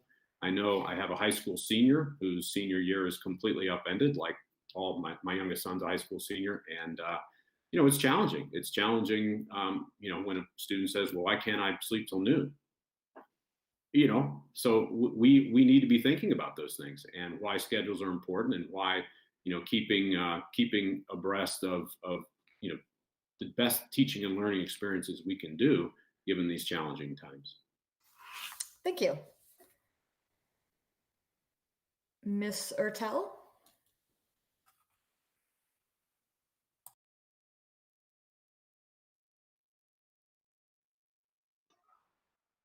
Sorry, had to turn my mic on. Maintaining healthy relationships with school and community stakeholders is important to the Board of Education. Please share with us how you have gone about building and maintaining successful relationships with a diverse group of district stakeholders. Thank you. That's a very important question. I think critical to all that we do is good communication and building trust. And some of the things I've done in all the districts I've worked in is, a coffee hour with the superintendent, actively going out into the schools and meeting with all the staff, attending staff meetings, being parts of those discussions. Actually, one thing I like to do at the start of the school year, especially in a new district, is I like to ride, and depending on the size of the district, it takes some time. I like to ride the buses. and I actually ride the buses to see where they go and where do the kids live who come to the district, and where are they going home to. And I meet the bus drivers that way. I meet the kids that way. And so I think by involving myself not only with the students and the staff, but also with the parents, meeting with the PTO groups and staying actively involved with the local city leaders and civic organizations, I can be seen as someone who's out there and understood and approachable by the students as well as the staff. And I think it's critical to do those things early on. I was actually thinking a lot about that, this summer as to, starting in a new district, what that might look like, and how many of those things might actually have to translate to these types of meetings rather than face-to-face opportunities. But one of the things I pride myself on is being available, being approachable, and making sure I make those connections certainly early and often, because I believe in open and honest communication, and that's how you build trust. That's how you build rapport, and those things will really be helpful in the long run. Great, thank you. What are some examples of community activities for which you have provided leadership, and in what ways do they benefit your district? Thank you. I would say one community activity I would be especially proud of was it was certainly a hard thing to do, but in partnering with the city of Taylor and the mayor, I was able to have the stage with part of his State of the City address as we talked about the challenges with closing a high school and then merging two student bodies into one. So to do that, it was a fiscal need, obviously, to collapse a high school and combine. You have to involve the city, you have to involve the community. And so it was an interesting dynamic where we wanted to talk about the reasons why we needed to do this, but then we wanted to get the community involved in the rebranding effort. So for a two high school town to go down to one high school, that changes everything. You needed new colors, new fight song, new mascot, the name, everything. And so it was an important opportunity for us to showcase our learning plans for the new high school, but then also to engage the community as well as the students, the families, frankly, the entire town on surveys to help us select a mascot, come up with the colors, come up with a name, a fight song, and really begin to think about that inclusion and that involvement. And it really meant, I think it meant the world to everyone involved. We had incredible turnout on the surveys and we got tons of support. And the results are phenomenal. Everyone is pretty excited about the fact that we were able to incorporate the colors from the third high school that had been closed in the 90s and really do a blend as we came down to that one group. So that was an example of really getting the whole community, not just the students and the family, but the entire community involved. Secondary to that, I would say, was the collaborative work to get the first bond issue passed since 1969. That takes work by all groups. That takes me going out to the retirement home. That takes me going and meeting with stakeholder groups throughout the community to really impress upon everyone there why it's so important to pass a bond issue. And I know South Lyon has an important one coming up in August. Property value, even if you don't have kids in the district, home values go up the better the school. South Lyon certainly is a phenomenal district. And after reading through the 400 plus projects that are proposed, what a great opportunity to invest further there. I'd be excited to be part of that. Great, thank you. How do you think various stakeholders, parents, community, and staff should be involved in our decision-making and in setting direction for our district? Well, I think it's, as I just talked about, I think it's critical to get involvement early and often and to create opportunities for those experiences to happen at the local level. So not just at the central office, at school levels, at the senior center, to make sure we're doing it not only via a survey monkey, something online, but something in a more face-to-face format where we have opportunities for folks to come in and share input on decisions that are being planned or things that are being talked about and how to best facilitate those. So I think the more open the district is and the more the district partners with the city and the local community leaders and civic groups, the better the sense of cohesiveness is and the sense of pride, frankly, that will exist for whatever those initiatives are moving forward. Thank you.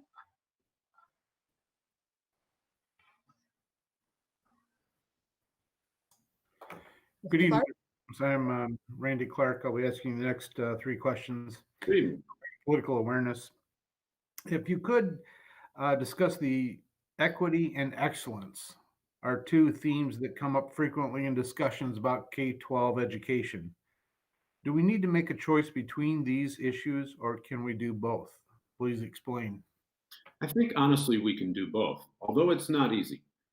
We need to make sure we're raising the floor to make sure that we're reaching all of our students so that we don't have folks that are in the haves and have-nots category. We need to raise the floor. We need to target our most struggling learners. And I know through reading through the website there, South Lyon, and doing some research, that there's tons of supports available for ESL students and struggling learners. But as you raise that floor and as you look towards the equity of delivery, you can't forget the excellence. You have to continue to invest in your top magnet programs, in your gifted and talented programs. And by doing so, you really show a continuum of growth for all students. So you're investing in equity, you're making sure you're reaching all learners, that no one's left behind. You're building programs and platforms that are in no way going to restrict someone's access based on income or based on not having Wi-Fi at the home. You're making sure you're making your buildings available. Maybe it's after hours for clubs and tutoring sessions. You're reaching out to your students, whether they be the most able and the most prepared from the standpoint of having an opportunity to learn at home, to those that struggle the most with that. You want to make sure you target all your learners and build that equity and raise that floor, but also help everyone achieve excellence in the process. Thank you.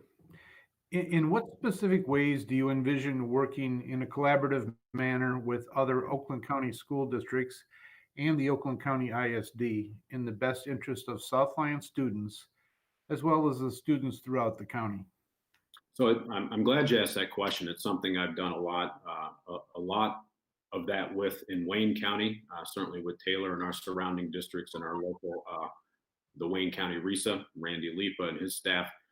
So my goal would be to be an integral part of that collaborative work. I know looking in the past, South Lyon has a great rich history of working collaboratively with some neighboring districts like Farmington and Novi and Northville, and really working heavily with the ISD to be a leading district in the ISD with a leading voice to help bring others around certain initiatives. And I think that's commendable. One of my philosophies is all of us in the room are better than fewer when it comes to putting ideas on the table and building collaborative programs. Often those lead to innovative programs that then can have a scale of efficiency and economy once you're partnering with your neighbors and partnering with the ISD. So it would be my goal to be an integral part of that existing collaborative network and obviously make those connections quickly with staff at the Oakland ISD. Okay, thank you. So what impact has standardized testing and teacher accountability had on our education system in Michigan? Well, I think it's a necessary evil, and it's definitely had an impact. And maybe evil's a little bit too strong of a word, but I think instantly when you hear assessment and accountability, oftentimes educators can get worried about how that connects to the evaluation. And certainly in a declining enrollment district, there's going to be the worry about, is this going to directly impact me and my livelihood? One of the best ways to combat that is, of course, with tons of professional development and a really transparent evaluative process. And so I know in Taylor, what we did is we focused really heavily on the instructional coaching model. And we invested by putting an instructional coach in every building to actually partner with teachers and help them plan the lesson, co-teach the lesson, observe the lesson that the teacher taught, debrief afterwards, all in a non-evaluative format. So I think once you can begin to shift the mindset from teaching and learning and observing and the observational experience from the evaluative gotcha mentality to a partnership where you're really helping pair educators, not only in the same building, but across the district with one another to learn from one another and build on one another's strengths, then you're beginning to change the focus from, hey, wait, when folks come into my classroom, whether it be a peer teacher, whether it be the principal, whether it be the instructional coordinator or a curriculum director, whoever it might be, they're here to help. They're here to give me some ideas, and I'm going to benefit from it. The kids are going to benefit from it. So I think sometimes, while we all have to observe and evaluate and conduct those processes, of course, there is a way to change the focus and certainly change the feel, because it should not be a punitive experience. Okay, thank you very much. You're welcome. Hi, I'm Craig Dashner. I've got the next 3 questions on finances. Right. So the first one is, describe your experience with budget development and financial management, including making difficult budget cuts. Well, thank you. I touched briefly on a little bit of that earlier, but I'll expound. I've had to do that in both of my superintendencies, certainly up north in Central Lake. I ended up becoming the athletic director as the superintendent because we had to, unfortunately, due to budget shortfalls, eliminate that position and shift that gentleman full-time back into the classroom. And so sometimes you really just have to look at things creatively. If times are tight and the budget is short, no idea is a bad one at that point. And so it really, through collaborative work with your assistant superintendent team, with the members of the CFO's office, with all your building leadership, frankly, with the leadership from all departments in the district, working collaboratively with the board, committees, and the board, good decisions can be made. And so looking at certainly the small example of Central Lake, I've had to do those things on a small scale. On a much larger scale, in Taylor, pretty similar size with the exception of now having 1 high school. They also have 8 elementaries, 2 middles, so pretty similar comparison. We've had to make some tough decisions. Certainly closing the high school was one of the biggest. We also had to right size some staff to get out of that budget deficit. Unfortunately, that meant quite a few jobs that were vacated through retirement or resignation simply were collapsed and not filled. And unfortunately, it also meant some layoffs. And I think we had to move from a little over 1,000 employees down to about 930 over about a year and a half period. And that's not easy to do.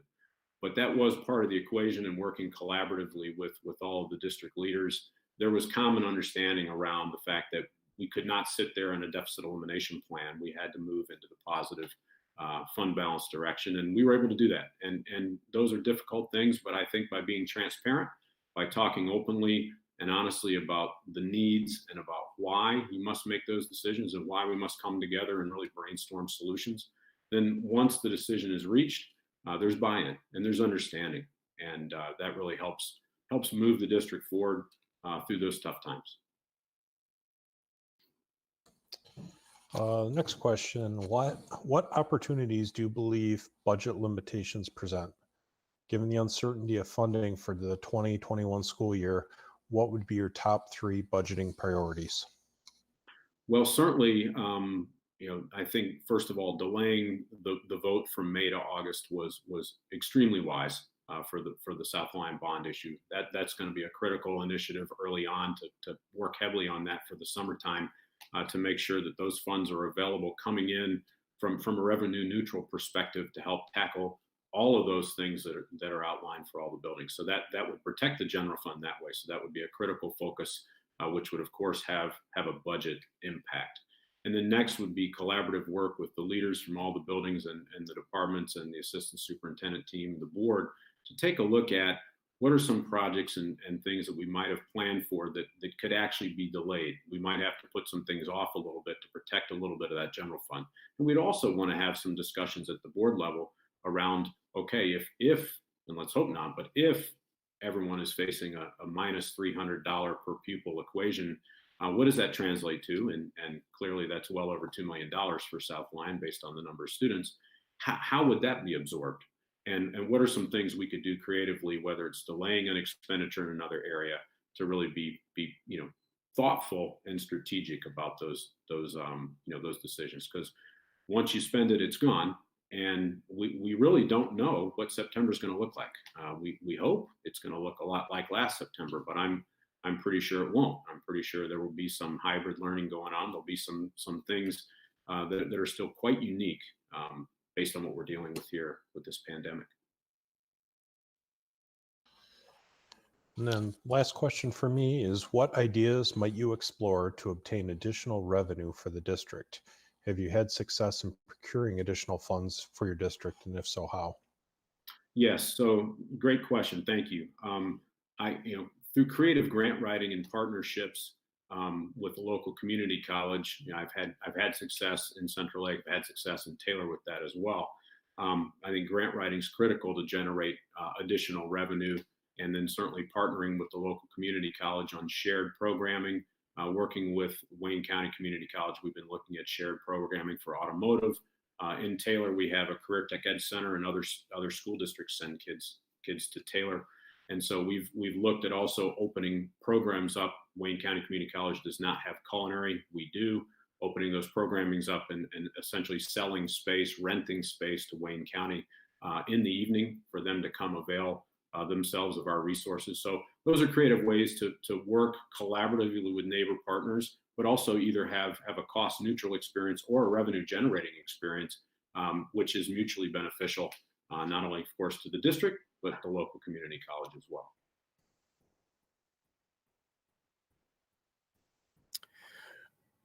This is Eric Kennedy. I have your next 3 questions on instruction and curriculum.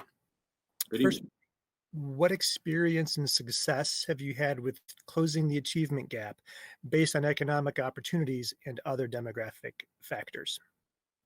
Thank you. One of the first things my team and I did in Taylor in 2016 was conduct a curriculum audit. And what we found was we had quite a few good tools and products and pieces of curriculum and software even, but there really wasn't alignment.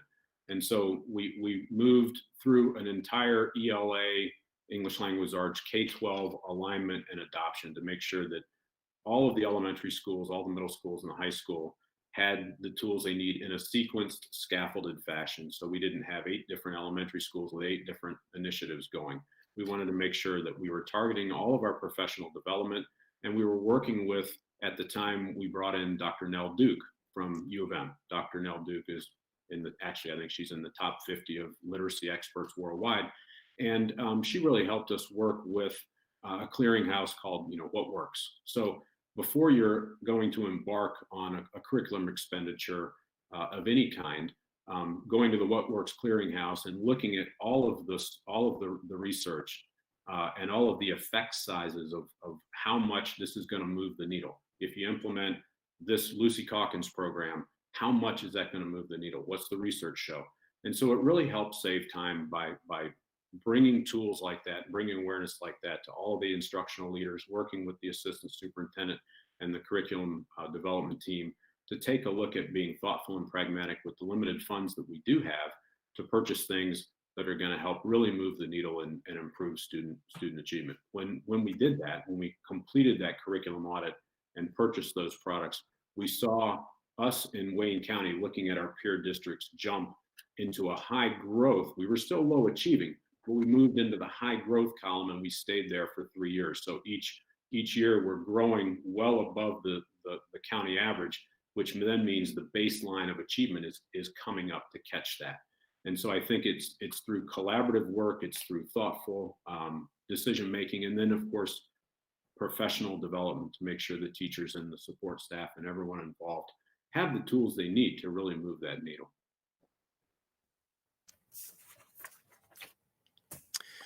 What do you believe are currently the biggest challenges with special education in our region, and how should those challenges be addressed? So I think, as we look at special ed, clearly we're going to have some districts that have center-based programs, some districts that send their students out. I know in Taylor we have both, and I think we talked about equity earlier. It really comes down to how are we making sure that we are staffing for the students we have, but also predicting the trends of what's coming. I know we've seen the need, certainly I'm sure other districts have as well, for additional supports in social work. And so that's changed our staffing model. We've had to make those adjustments. We've also seen, certainly speech and language support change. We've seen EI support needs change over time. And so I think it's important to work with special ed directors, not only at the local level, but at the ISD level, to really look at those trends and look at where there could be some economies of scale and some efficiency with sharing some programs and really building and connecting programs, not only in the district, but across schools, and then partnering with others in the ISD to meet the needs of all the students. Because the last thing we would want is to have students with specific goals on their IEPs and insufficient tools or insufficient staff or overloaded staff that really are unable to move the needle there and help those students out. Thank you. And finally, how would you meet the needs of college readiness while also providing high quality, relevant, career focused opportunities for our students? Well, I'm glad you said relevant. I think we talk a lot about the 3 Rs, and certainly the districts I've been fortunate to work with, and South Lyon is no different. South Lyon is a very high achieving district. We have rigor. We have great relationships. So teachers have great relationships with their students and their families. Sometimes the relevance piece is missing, and I think it's critical. Whether it's through the guidance counseling process and really working and working down in the elementary, in the middle, and the high to have a sequenced model using the EDP and really working with students to develop their thoughtfulness and their mindfulness around what do I like to do and where am I going with that. One of the things specifically we did on this very issue in Taylor is 3 years ago, we brought in Ford NGL, and we were the first district other than Romeo in the state of Michigan to partner with Ford NGL. And we did it for the relevance reason. We were building rigor. We had phenomenal teachers with great relationships. We were struggling with the relevance. And oftentimes you would ask a high school sophomore, tell me about your math class. Well, I don't really know why I'm going to need that. And that, that's a pretty common thing. I've got a high school son myself. And so we wanted to work to compartmentalize and really look at surveying student interest early on back into the middle school, using career cruising and My Bright Future, which are tools we already had. We began to really look at that data and work from there to build career pathway academies. So at the high school level, we wanted to make sure we were offering our students an opportunity. While we know we have as a ninth grader, for example, you're going to take a version of English 9, it might be standard, might be honors level. You're going to take your standard ninth grade courses, but how could we flavor them? How could we redesign the high school and flavor them to target the specific learning interests? Again, that relevance, how can we flavor them to really reach kind of the learning interest style of those students? And so we had great success with that. The program is still building. Part of that is to connect, once you divide and kind of build your courses according to your career pathway academies, you then begin to bring in industry partners. And so you've got industry partners setting up internships and externships and creating mentoring opportunities for students. Again, helping the students who have that science and math background understand, this is why the quadratic equation matters. This is why I need to be able to do this, because this gentleman over here, I just visited his business, has to program this machine to do this. And this is the field I'm interested in. So I think there's things we can do as educational leaders. We've got phenomenal teachers. We've got the equipment we need. Sometimes I think it's about, are we missing an opportunity to really target that relevance by surveying and using tools more? These are tools that already exist. Career cruising, My Bright Future, again, at the middle school level. What are we doing with those student EDPs, those educational development plans, and how are we helping those students understand as they sequence and move from middle into high school, the importance of those course selections, and how do we then package those courses in ways where we have synergy, where we create teams at the high school level that can work on interdisciplinary units. And so you have your English and your social studies teacher, working together on a project, because they are, again, thinking about students in different ways. We're clustering students differently according to student interest. Thank you. That was my last question. But before we move on to the next set with Mr. Abate, we have roughly 56 more minutes with you. Not to rush anybody or do any pressure. I'm just the official timekeeper. Thank you. Thank you. Hello, Mr. Williams. Anthony Abate here. It's nice to meet you tonight. Good evening. I have 3 questions. They're related to leadership attributes. And the first is, what is the most difficult situation you've had to deal with in your educational career, and how did you resolve it, or how was it resolved? The most difficult situation. That's unfortunately, in education, there are difficult ones. I would say this goes back to North Carolina. Had a good friend of my family's. She taught in the building in which I was a high school principal. So, and her kids were the same age as my kids. We saw them at the lake. They played soccer together and grew up together. And unfortunately, this individual began having an inappropriate relationship with a student in the building in which I was high school principal. And that's one of those experiences where, if it's never happened, fantastic. I would hope it never happens in any building or any district. But when it happened in my building, of course, I had to set aside any prior notion of, okay, I know this person, our kids play together.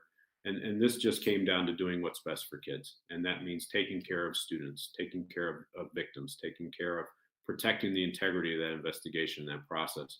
And it was an extremely gut-wrenching experience, but I handled it, professionally. I handled it in a manner, that in no way was affected by the fact that this individual was the parent of some kids who my kids were best buddies with.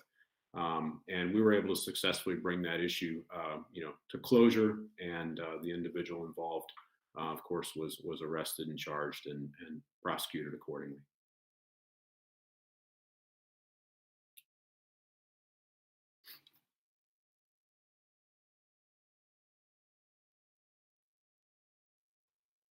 Okay, thank you.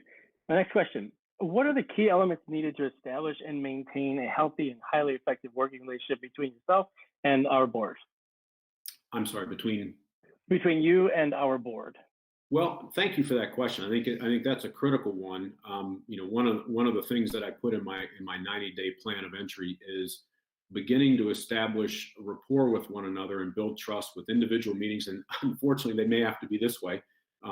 If we couldn't have coffee or sit down and meet as individuals and really get to know one another on an individual basis, but also then setting up an initial board superintendent retreat. And I think that would be helpful and actually critical for two really important reasons. Number one, it would help me understand not only as individuals what the seven of you bring to the board and have brought to the board and the things you're passionate about, and the committees you work on, but it would also help me understand, through your lens, the success and the relative success of the current mission and vision and strategic plan. And I would want to know things like, when was the last time that document was looked at? And I think you're in the third year right now of the 5-year plan. How successful has it been? What are some things, certainly as time has changed over the last 3 years, what are some things that might need to be looked at? Was this plan developed with parent involvement, student involvement, stakeholders from all staff groups? And really, I would want to embrace that, and that would help me moving forward. And I think through that learning process, through that board retreat, not only would we get to know one another, and I would get to quickly know the things that brought you all to this this service opportunity. Thank you, by the way, for serving on the board. It's sometimes a thankless thing that you're doing, but it's critical. So it would help me get to know you all as individuals and as a board group, and then you would get to know me through that process. And through the retreat, we would work on learning those norms and establishing those norms of operation. And I would understand what has worked well for South Lyon, and embrace that and move forward. I hope we get to meet face to face, actually, but might have to be virtual for a little while. All right, well, thank you. And finally, my last question. Given your research on our district, what do you believe our vision for the future should be? And how might you inspire and engage the entire district in pursuit of your vision, or of that vision? So looking at, again, long history of success, many things that you all as the board in South Lyon should be very proud of. When you look at your relative costs per, an investment in your staffing model versus the outcomes you're getting, you're definitely above your peer average group with respect to student achievement. SAT is, I think it jumped by almost 70 or 80 points, or not 40 points, 40, 50 points in 1 year, trending up. Certainly, grades 3 through 8 assessments as well, very strong. I think as we look forward to kind of refining that vision, it would be, okay, we know we're a district that's growing. We know what's worked in the past. Now, I would want to make sure that as we're looking to that vision and thinking about refining it or honing it even further, are we really meeting the needs of the current population as we continue to grow? Are we meeting the needs of all of our learners and all of our families as successfully as we were 3 years ago, 4 years ago, 5 years ago? And if not, what needs to change? Maybe those are operational things. Maybe those are things that deal with messaging. Maybe those are survey tools. Maybe those are again opportunities for engagement that haven't yet been undertaken by the district. So I would want to make sure that as we look forward as a district, that we were being inclusive and being mindful of the fact that while we're serving the 8,700 students and their families extremely well right now, as that number continues to change and grow, what are some things we need to be mindful of as a district to make sure that we're continuing to optimize each of our students' learning behaviors and learning outcomes and learning experiences, frankly, and those of our families. They definitely look to the district to be, that beacon of hope and opportunity, and really have that integral part of their son or daughter's future. Thank you very much. Thank you. Hello, Mr. Williams. My name is Dan Schwegler, and I'll be asking you your final 3 questions. Good evening, Dan. Good evening. So first, please describe your most successful experience in building a high-performing work team. Well, I think it comes down to building that. We just talked about vision.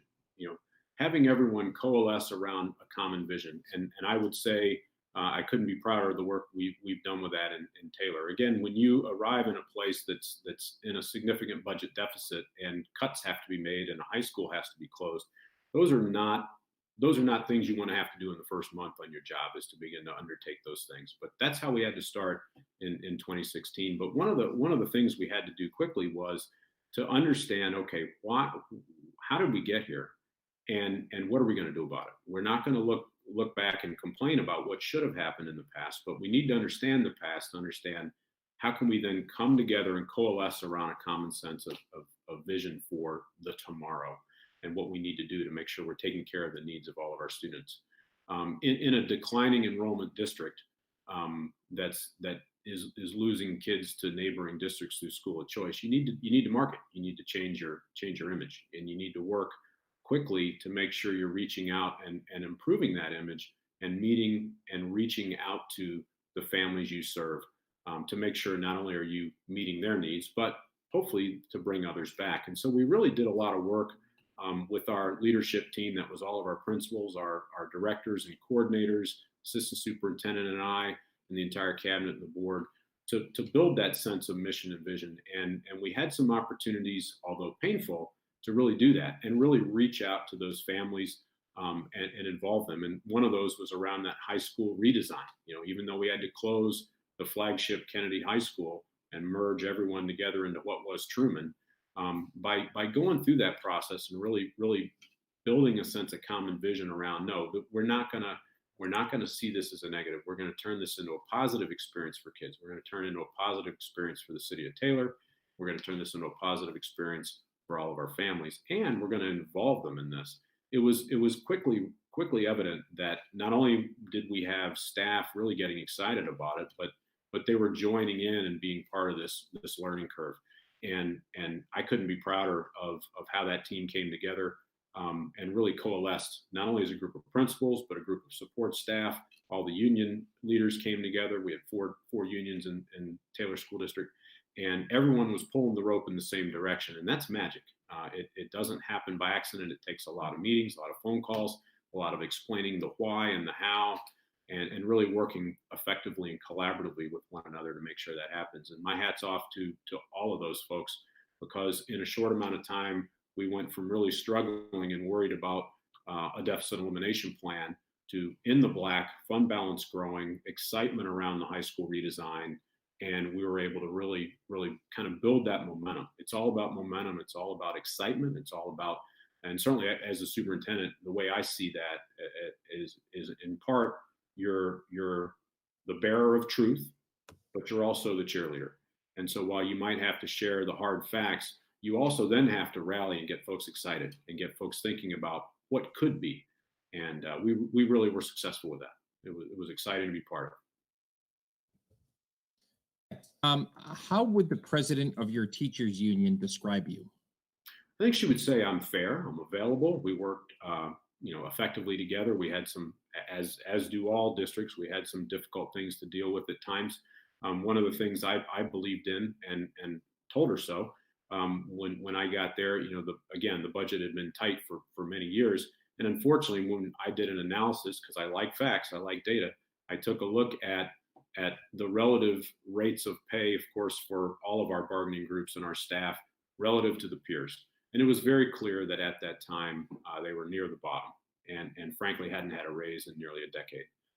And so not only were we able to build that common vision and mission and work collaboratively, but we were able to increase the fund balance and begin to build a tiered set of scaffolded staffing and salary scale models that were able to get the first raise in for certainly the teachers union and the largest support staff union, first time in a decade, while growing the fund balance. So I think she would say I'm fair, I'm available, I'm easy to work with, and going to make sure I'm always keeping the needs of the students first. Thank you.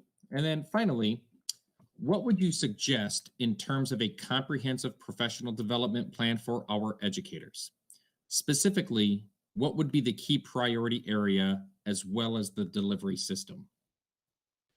So let me start with delivery system first. While you can do things, virtually, I much prefer, a large group kickoff and then break it down and do the work at the building level. You need all the hands on deck that are going to be part of whatever that initiative is. So if you're just looking at successful professional development, all the building principals and assistant principals and building leadership teams need to be involved, invested. They need to have buy-in and understand what it is we're doing, why we're doing it. And then they then can carry that leadership professional development out at the building level with their teams, whether it includes involving families or not. Those decisions would need to be made and then rolled out. But as far as the best mechanism, I much prefer that face-to-face and to build that sense of consensus with the leadership teams and then begin that rollout at the more personal level. It's really hard to do a 1,200 employees sit and get in a big gymnasium. That in my opinion is rarely very successful. Most of the time it's average, and oftentimes it's just not very good. And so if you have to do a large scale kickoff, it's short. It's you've got the lead out there. You show the why, and then you begin to do the nitty gritty at the more localized level, at the building level. You break it down with your leadership teams, and you begin to carry that professional development out to tackle whatever it is that initiative the district is rolling out. Thank you.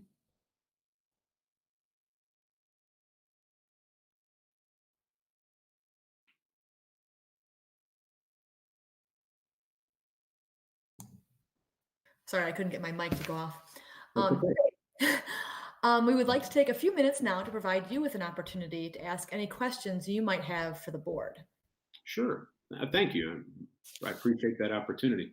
One question would be, aside from anything COVID or pandemic related, what would the board say it would be the number one thing, the highest priority that they want their new superintendent to really work on in those first critical weeks and months?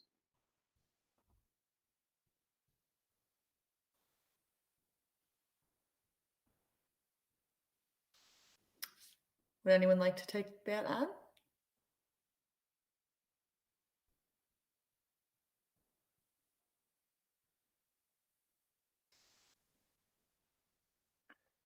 I'll just toss in, if I may. I think you coming from the outside, I think you taking the time to start forming those strong relationships with your team would be critical in those early days. But we have, we have the bond coming, and Right.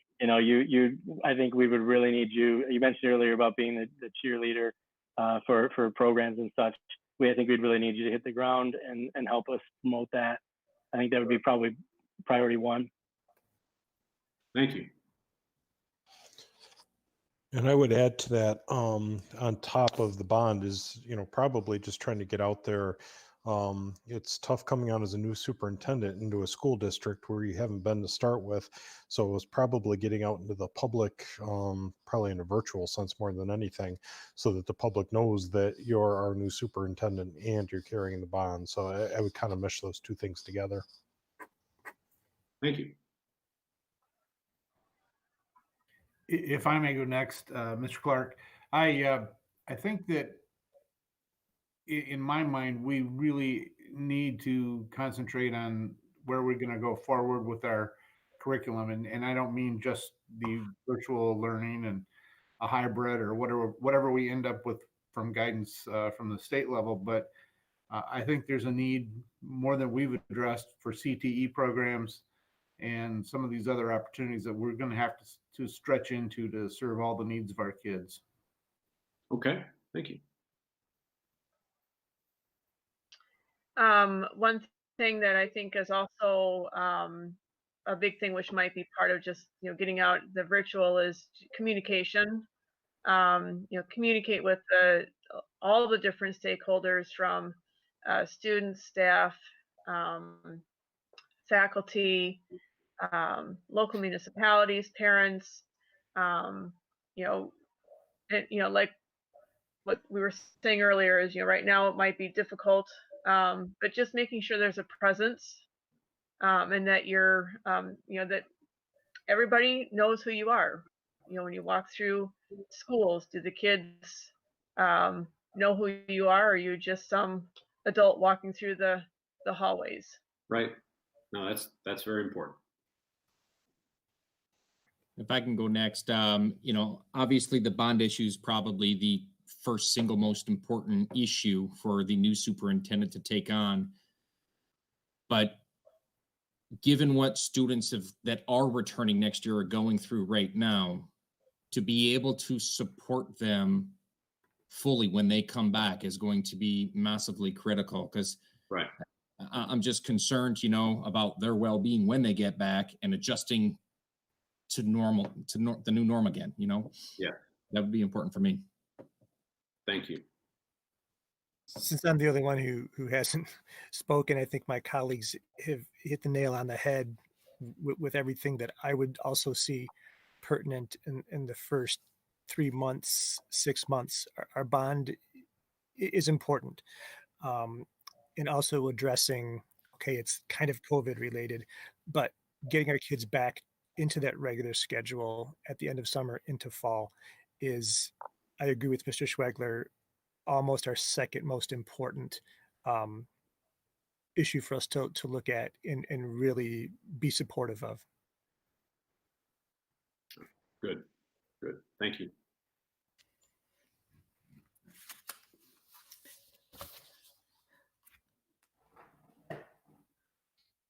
Okay, do you have any? Yeah, just one more. What would you say as a board, what would be that number one attribute or characteristic you're looking for in your new superintendent?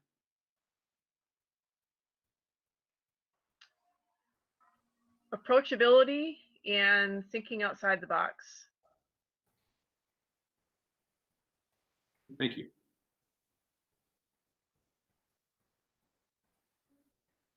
I would think creativity, also thinking outside the box.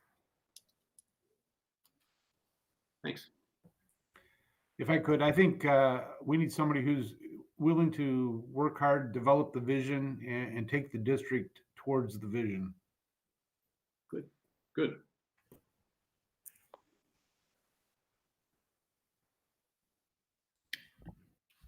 I'm looking for a strong leader, someone that will inspire those the rest of the district and the employees and even the students to be to follow your vision. Great. In the district. Thank you. Mm-hmm. I'm going to echo Carrie's comments. For me, it's somebody who has the ability to see things that most people can't, to get out ahead of where everybody else is thinking today, to plan for that future, and to do that with that strong leadership.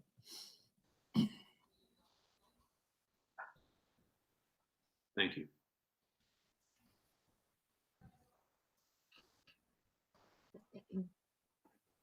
I would agree with everything that's been said so far. Those are all really, really good. The only thing I would add for myself, I'd like to see somebody with a willingness to be connected. I mean, obviously, you'd be the leader of the school district, but I'd like to see somebody who is who wants to be enmeshed in the community, to be really a part of what we're all about here, and be really visible in doing that. Yeah, I think that's critical. Thank you. I'll make mine easy at the end. Excellent communication. Very important. Thank you.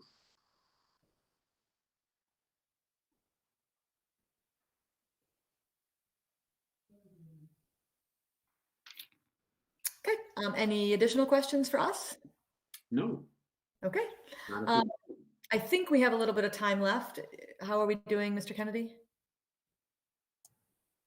We have 34 minutes left still, if necessary. Okay. Very good.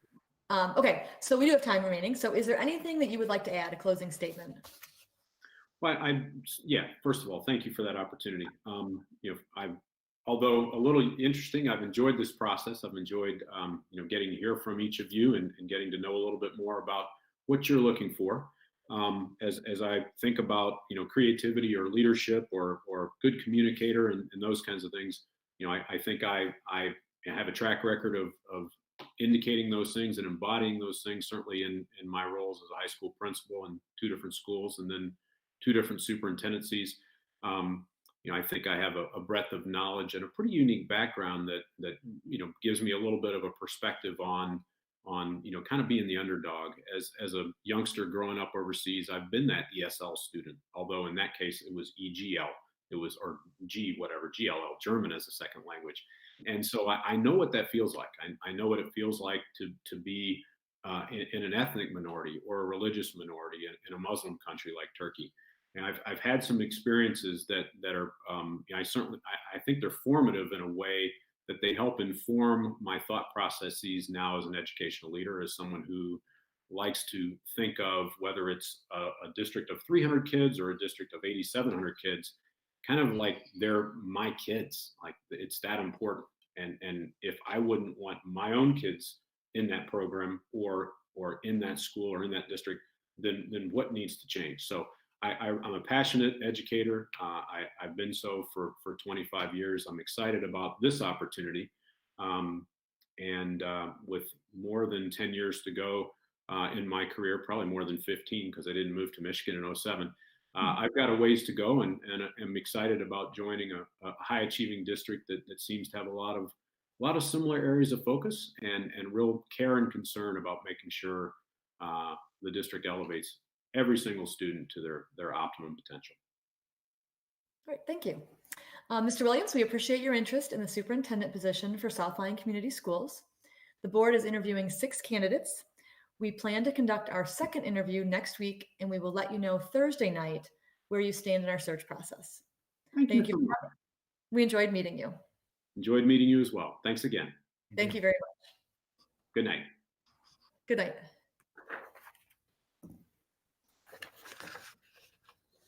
Okay, board, at this point is a second opportunity for public comment. I do not have any new public comments. So with that, I will take a motion to adjourn. So moved by Dashner.